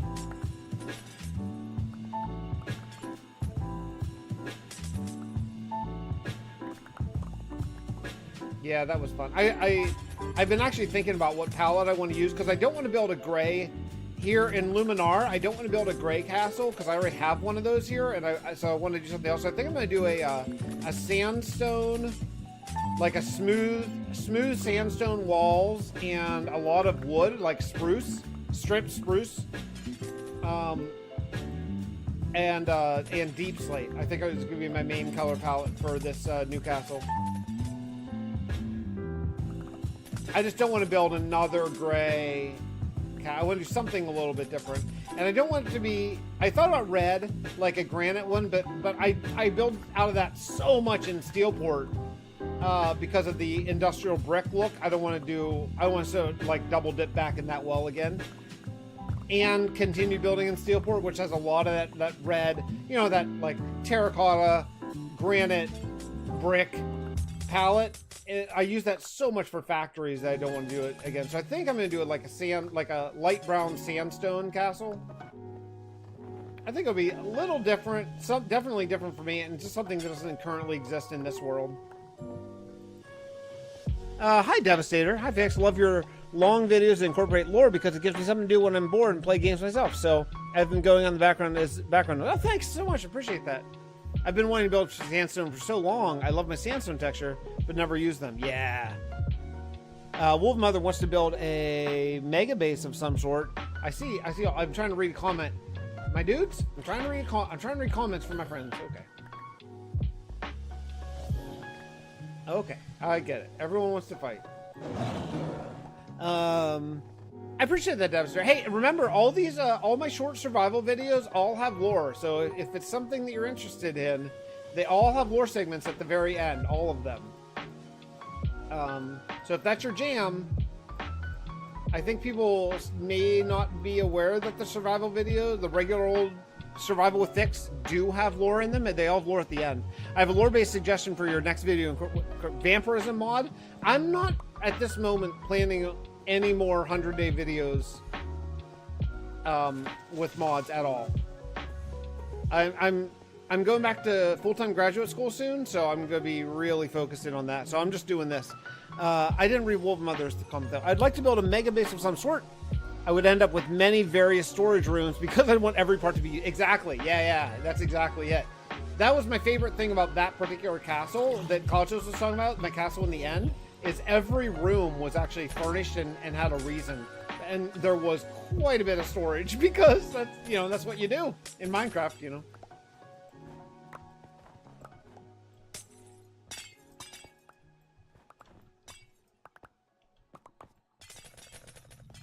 Man, taking these things down kind of sucks. Kind of sucks a little bit.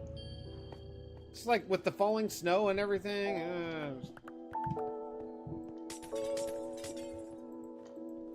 It's nice to get the snow layers because I'm gonna want them for building the ski resort, but kind of sucks for right now.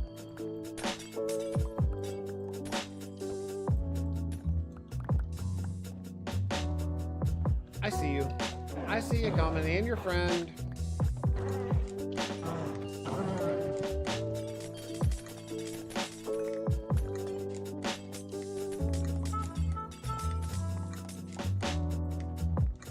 Yep, okay, we'll take all this. Okay, I'll take it all.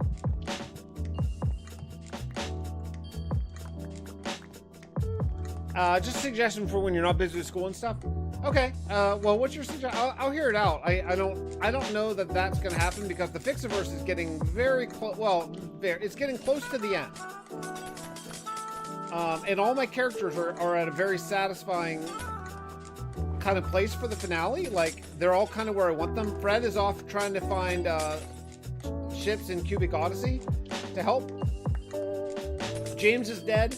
Steve Tepix is in the void, though he'll return at some point to this world. And Edwin is in the void. The Oracle's in the void. So, I mean, everyone's kind of placed where I want them for this final push of 4,000 days. There's only 4,000 more days before the Fixxitt412's grand conclusion. But I'd be willing to hear suggestions, of course.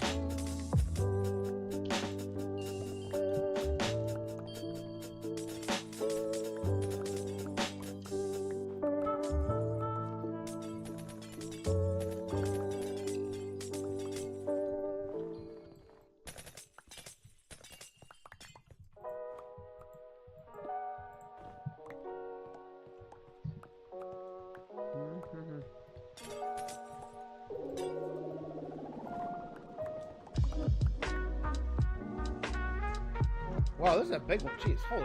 I didn't realize how tall this one is. I have to kill these little guys. You have to.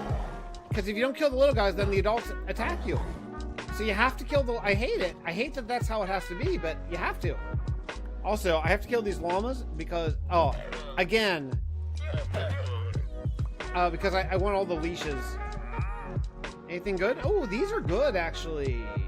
I think I can... I don't have any emeralds on me, though. I would like the open eye blossoms, but... Yeah, nothing I can do about it, because I don't have any emeralds, so... Yeah, ran out of, I did, actually, there's quite a bit of progress in that last load, though. That last load, we got all the way... Okay, I get it. Okay. We got all the way to, the Fixxitt412 theme park in 2 out of 3 rows. So we're getting there. We're getting there slowly but surely. Could be the unexpected segue into potential second season. I know what I'm planning after day 20,000. So, like, you know, because again, this is quite literally, like, this is my forever world. So when the Fixxitt412 ends, there will be other stuff, you know. I mean, long-term worlds, that's my jam, you know. So, hey, you know what makes me crazy? Should I talk about other YouTubers that make me crazy? Here's what makes me crazy right now. Sometimes I see this and it makes me nuts. I lose my, because it's such lying. Is I see people when they write, my forever world, and it's a hardcore world. That's garbage. That's just not. Those are two things that can't exist together. The only one who can really make that claim is probably Linksy. Linksy's the only one who's allowed to make that claim because he's been playing for like 42,000 days in his hardcore world. Everyone else, it's not a forever world if it's hardcore. It's just not. Come on. Stop manipulating the YouTube algorithm and using buzzwords. Stop it.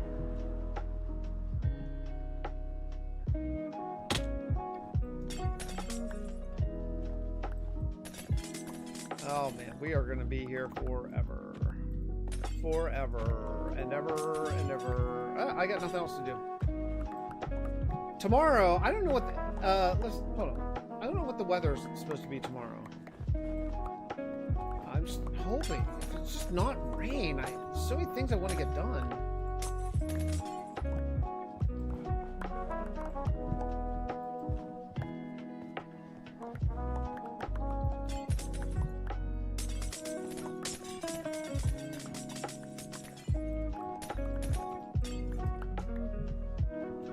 I gotta say, there's a lot of ice here. Like, I thought that I would run out of ice here and there's another Iceflix biome, like, over that way, a little ways. I thought I would have to go there. I don't think I'm going to have to. There's these, I mean, it's a lot. There's a lot of ice. If I take down all of these, which I'm planning on doing, just so I can build more statues and stuff, just to really clean up this whole area, and all those, that's a ton of ice. I definitely don't think I'll need to locate to another one.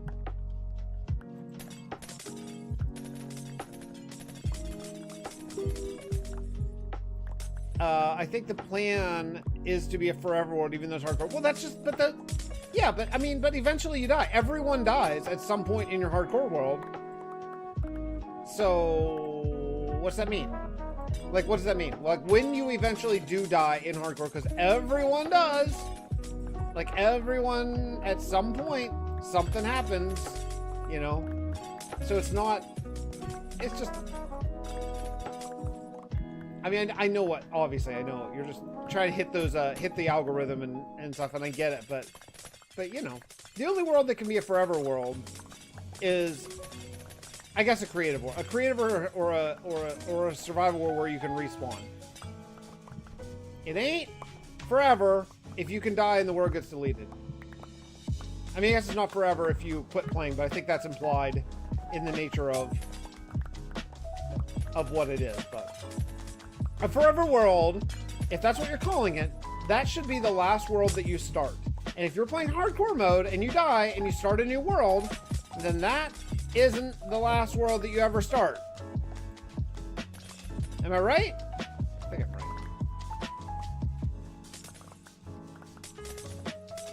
I see that a lot.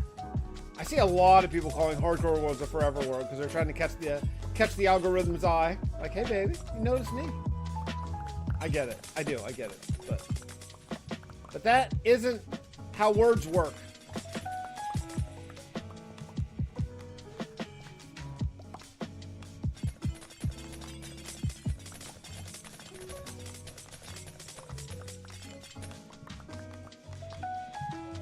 You know, this cliff over here, like, obviously it's a chunk error that I use that app to, like, rough up and make it, you know, less, just not a flat wall, but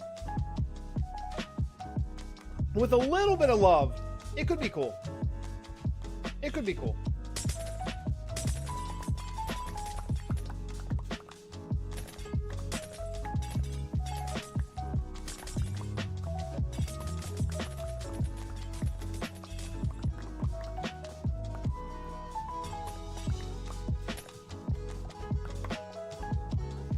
Ice, the ice is real, yeah. This is the good kind of ice. Not like the unmarked guys who wear masks and hide their identity and might be terrorist or might be ICE or might be police officers, who knows, because they won't identify themselves. Not that ice. I don't like that ice that much. I don't have a problem with ice. I don't like at all how they don't have to identify themselves.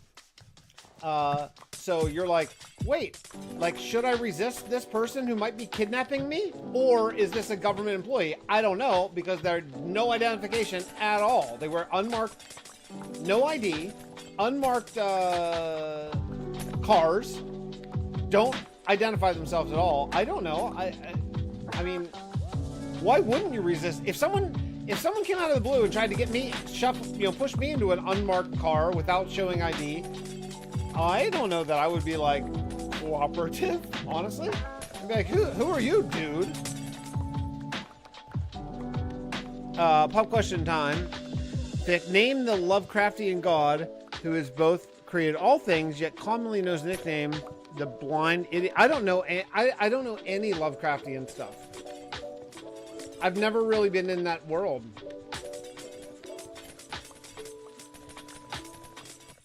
I'm always interested in that kind of like Lovecraft stuff. There was a series on Max that really dealt with that stuff. I really wanted to watch it, and I don't know why. I think I got distracted and forgot.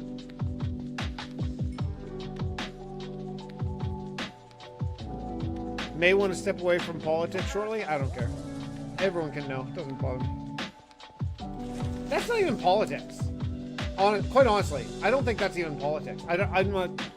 I'm not sure how you can.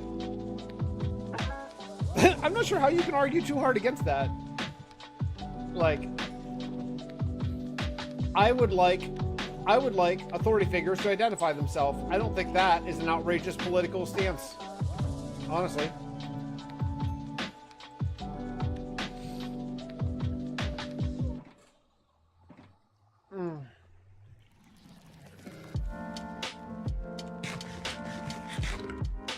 It's weird the things, it's weird the things that are considered political now that I have never felt should be.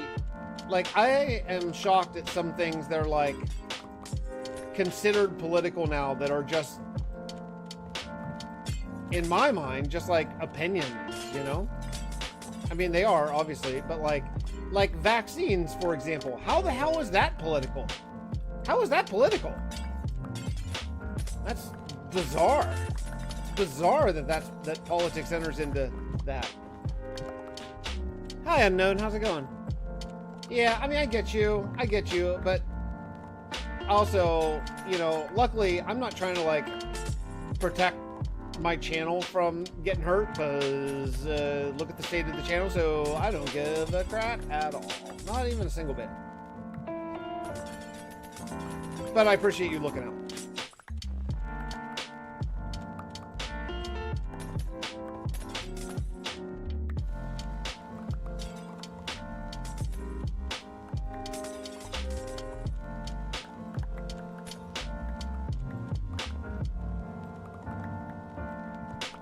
He said hi to me. Well, it's a small little group. I'll say hi to everybody.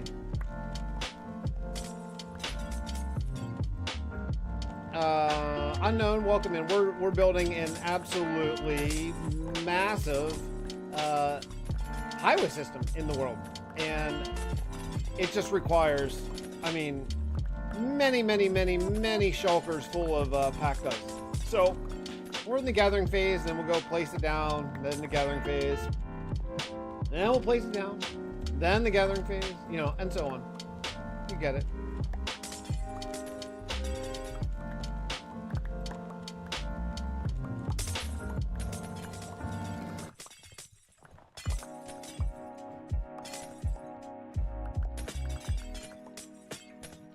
Oh man, my shoulders and neck are starting to get sore. I think I tense them up, like when I'm specifically when I'm like streaming or recording. I think I tense them up a little bit instead of letting my shoulders sort of fall. Because I noticed whenever I noticed last night after the stream, my neck was really sore. Yeah, politics will find a way to creep its tentacles into everything eventually. Tentacles are best served fried with some mild cocktail sauce. Yeah. It's like me with my scoliosis. Yeah. Yeah, I mean, fortunately for me, it's not a condition. It's just I just need to remember to kind of keep my shoulders down situation. Yeah, I mean, yeah, you're right. You're right, Clouds. I'm just not a fan of, like, politics entering areas that are, like, just not political. Like, I mean, like I said, with the vaccine thing, like, I just don't understand how that's political at all. Like, it shouldn't be, in my opinion. Like the masks thing during COVID. There's in my opinion, there's no reason at all that should have been political. But it was. Can I make snow? Can you do anything with this? Is this just layers, right? You can't make snow? Man. I guess I'd have to use like a Silk Touch one, huh? Oh. Oh no, I'm getting FaceTime. I'm gonna pause, I'll be back.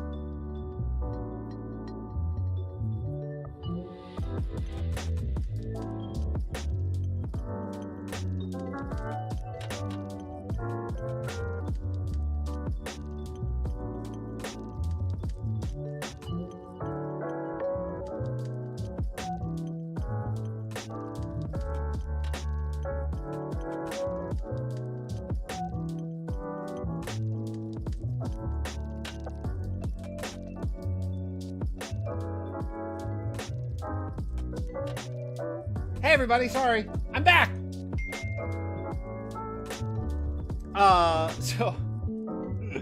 So my girlfriend just got an iPad, and she's like an Android person, and she got an iPad, and just thought it was so cool that she could FaceTime me for once. So now we can FaceTime each other.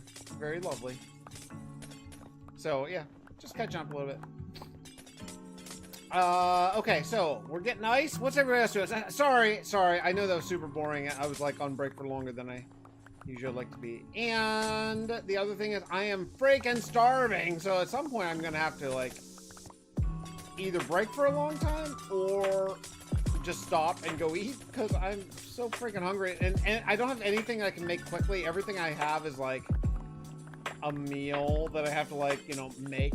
So I don't know.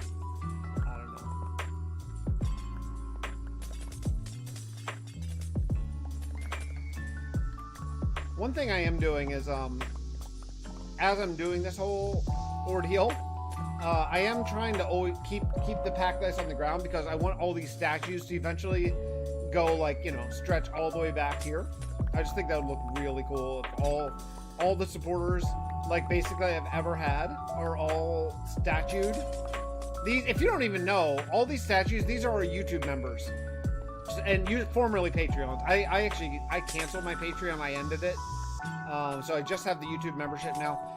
But they're all, if you're a YouTube member, I want to say at the the second tier, like the $5 tier, then you get a statue in the world. So you can go find your statue whenever you get a statue and you get world downloads. I only give out the world downloads to members.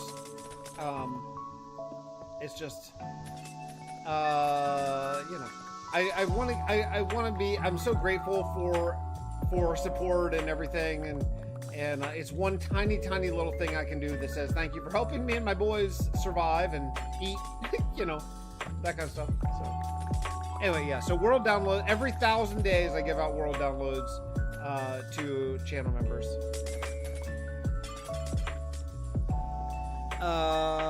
I always eat on stream. My channel is slowly morphing into mukbang. If I had food that I could just like whip up kind of quickly, I would just eat while I was playing, but I don't. Like everything I have is like chicken thighs, and you know, like it's like I'd have to like, you know, prepare it and make it and stuff, and that's not gonna work. I think I could really go for some pizza tonight. And there is, I won't, I'm so cheap, I won't pay for delivery. Like, I'll just go get it, but obviously that'd be too long of a break. You attacking, buddy? You look like you are. Let's see. I had just asked, just as you got the call, if you ever played Off Camera Season 2 Dungeon and Dragons. I didn't.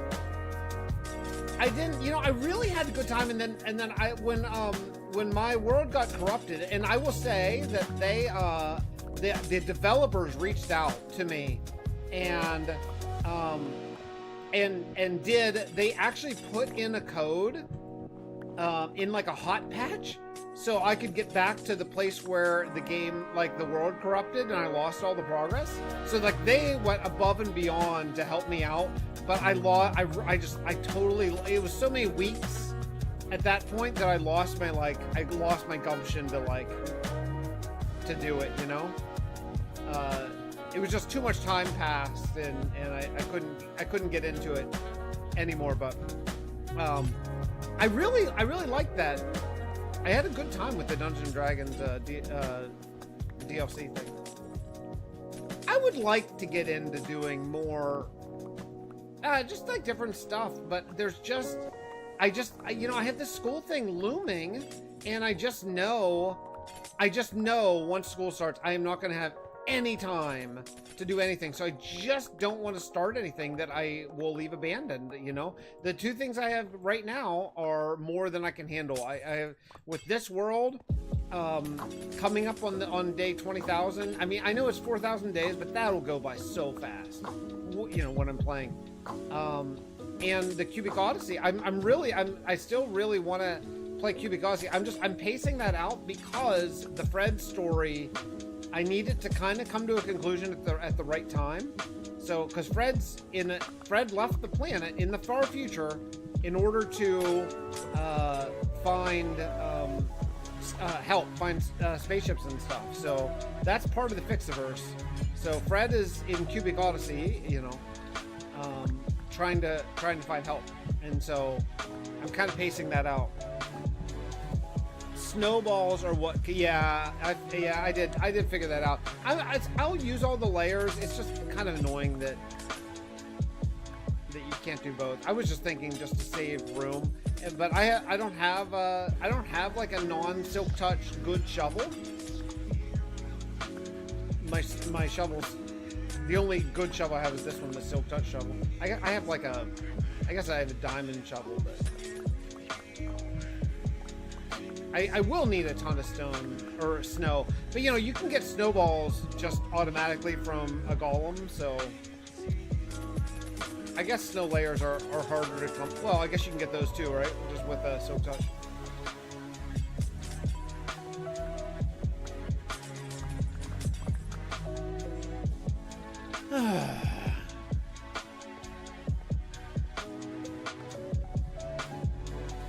All right.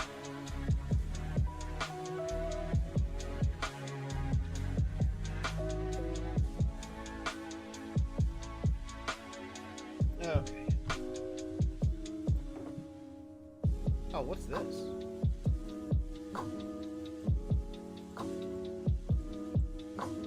This is not what I want. I don't want all this junk.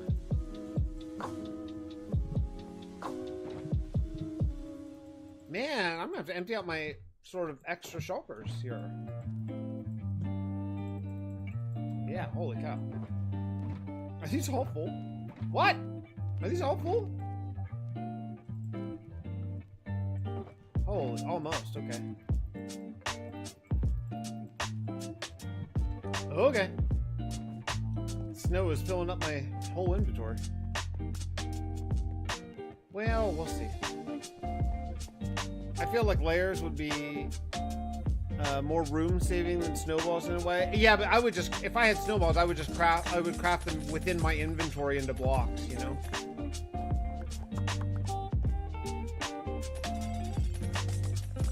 Because I'm gonna need so much snow for that ski resort, but that's I don't want to start a new build for quite a while. I don't want to start a new kingdom base, and like the ski resort would for all intents and purposes be a new kingdom. I don't want to start a new kingdom until, for at least a while, maybe not even until day 2000, 20,000 maybe, I don't know for sure, but because I really want to like get everything like quote unquote done, you know, before 20,000. That's really a giant sort of target, you know.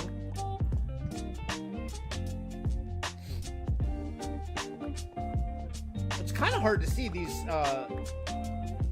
ice blocks on the ice. I bet I've let a bunch despawn just because I didn't see them.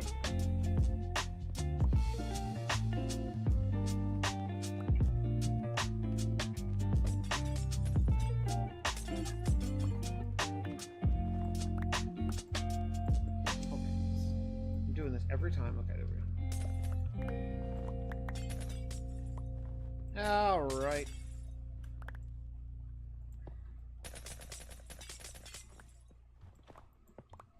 Cloudsos, if you think of it, probably not today necessarily, but if you think of it, ask me another day to show you, to drop pictures of my garage bar, if you want to see them, because I want to take some new pictures. The last pictures I took, it wasn't in a state of as done as it is now, so I'd want to take new pictures. But I've really been working pretty consistently on it.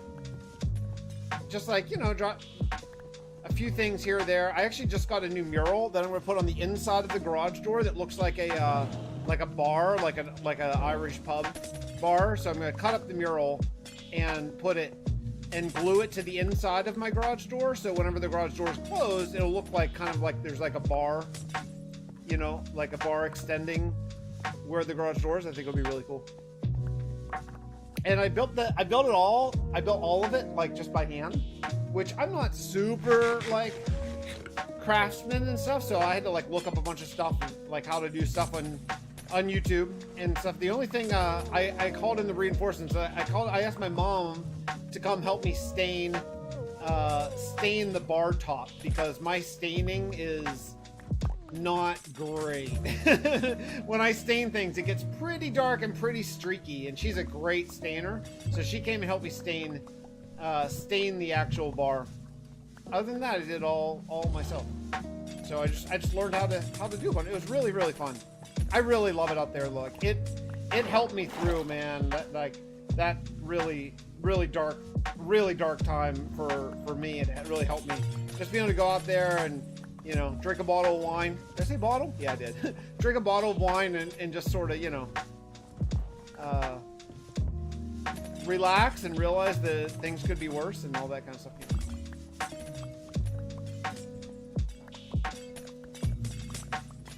Ah, these snow layers are pushing me around. That's so weird that they push you around.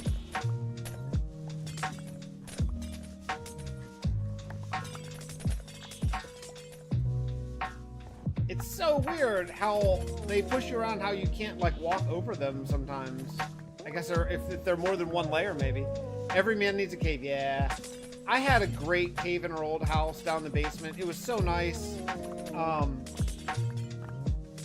And you know, I missed it, but this being in the garage is so much better. I mean, there's aspects of it that aren't better too, like the weather. Like when it's cold, I just can't use it when it's really cold. But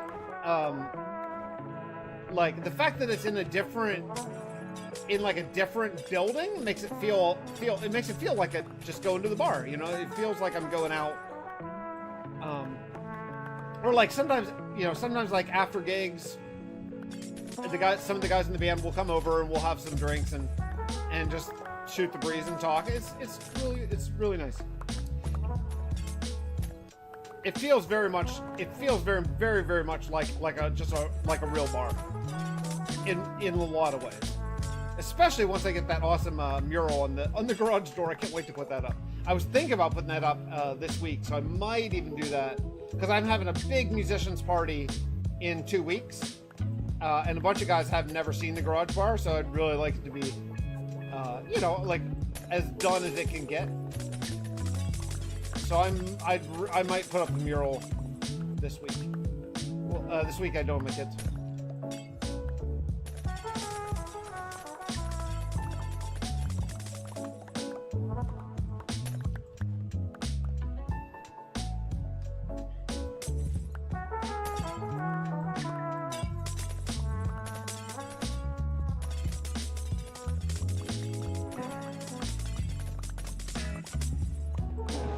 What are you doing? Are you working on textures?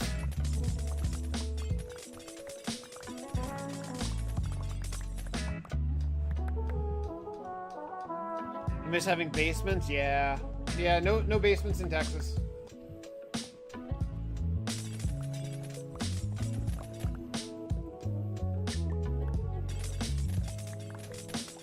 I don't have much of a basement here in my new house. It's just a small It's a single room, pretty small basement, but it's big enough that I made it into like we call it Kids Cove. I made it into a little area. I redid the walls, did the walls, and I put carpet in there and made it, and put a TV and stuff, and some furniture, and so my kids can have a place that they can go as they get older and they don't want to be around dad all the time. You know, they can go downstairs and like have their friends over and play video games and whatever, you know. So yeah, we call it Kids Cove. It's kind of a hit.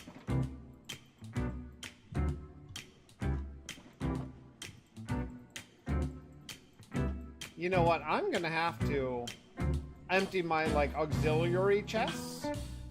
So I guess we'll go do that now. It's pretty quick trip. My cave is the extra bedroom in my house. They turned in recording studio, guitars and soundproofing, and the most nice. 2-monitor recording console. I'm usually here when yeah, I get that. I don't have an office in my new house. It's just there's no extra room in my house I moved to with my boys, so I have this.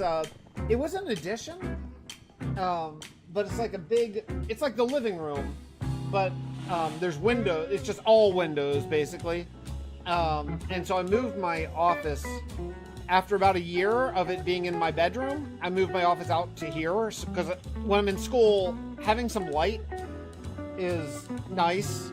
Because if I'm there all day long, just being in a dark cave just starts to feel oppressive, you know. So I moved out here to like the living room area, and it's great.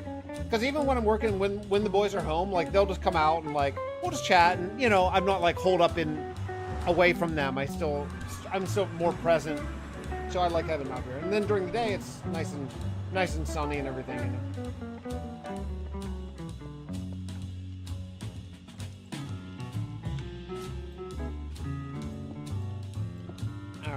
I'm a ton of snow.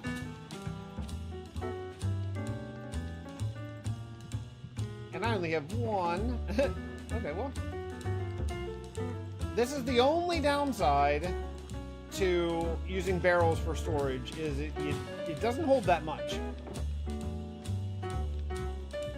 Wow, not even close. Not even nearly enough.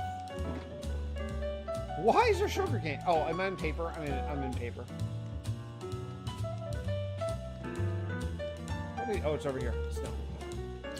Yeah, I'm gonna need to reorganize storage a little bit. That's okay. I can do that another day. Alright. Well, let's see. What else? Take everything except for snow, maybe?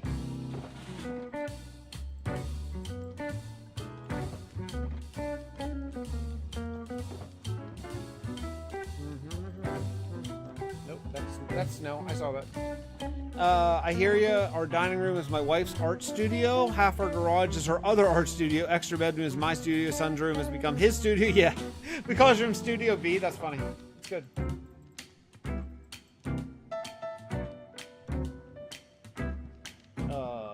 Man, I don't even know what I'm going to do with all this junk. For one thing, I have no room for more fish.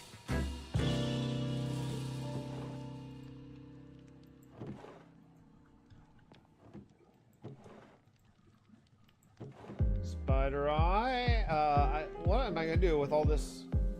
What am I going to do with all the fish?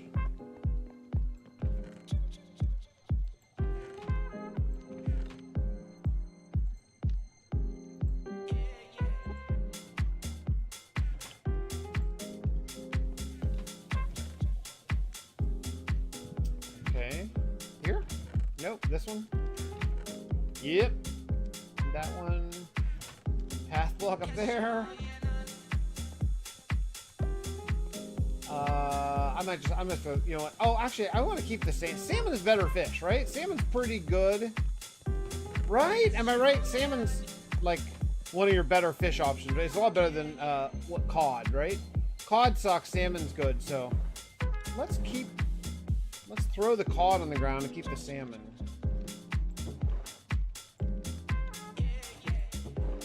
Single potato. And I keep all the armor for some reason that I cannot explain. I keep it all. I think cod sucks. Cod's like one of the least filling. Just throw on the ground. I get so much because of the Guardian farm. You get so much cod that it's just not even worth keeping.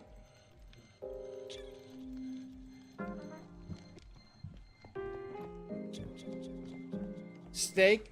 Yeah, steak is generally what I go for because Bedrock passive mob spawning is insane. They spawn constantly. Like as soon as you kill passive mobs, more will just spawn.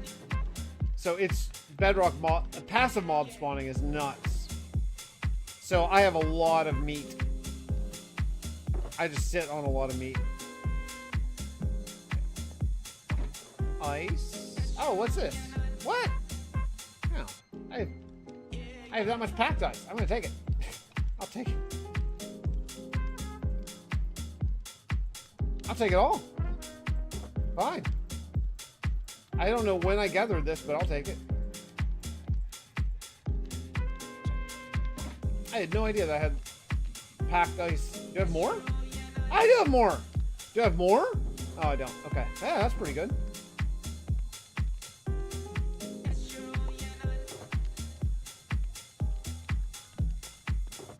Oh, so much snow. So many layers. Oh, so much. So much snow. Where did I put all this snow? That's full too. Oh my goodness. I'm just going the whole way across. Okay. Well, it's fine. Whatever. Fine. Ah! I keep finding more snow.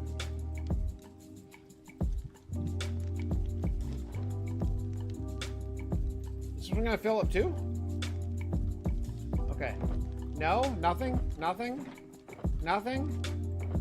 Okay, we're good. I used to be into baked potatoes, but I just find they're saturated. Like you get hungry so freaking fast. Almost instantly, as soon as you take them, you get hungry again.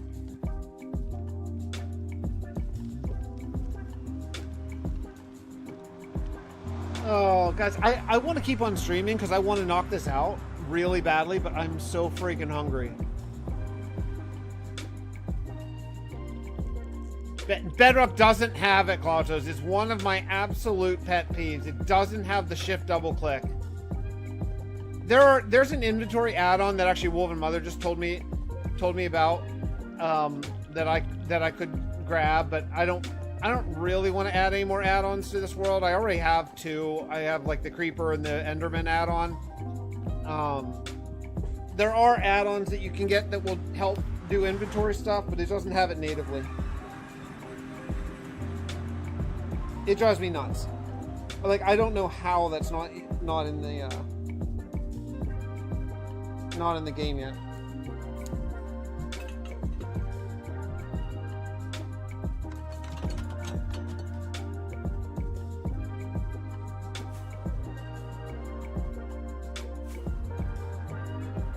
Okay, straight to sleeping, I think.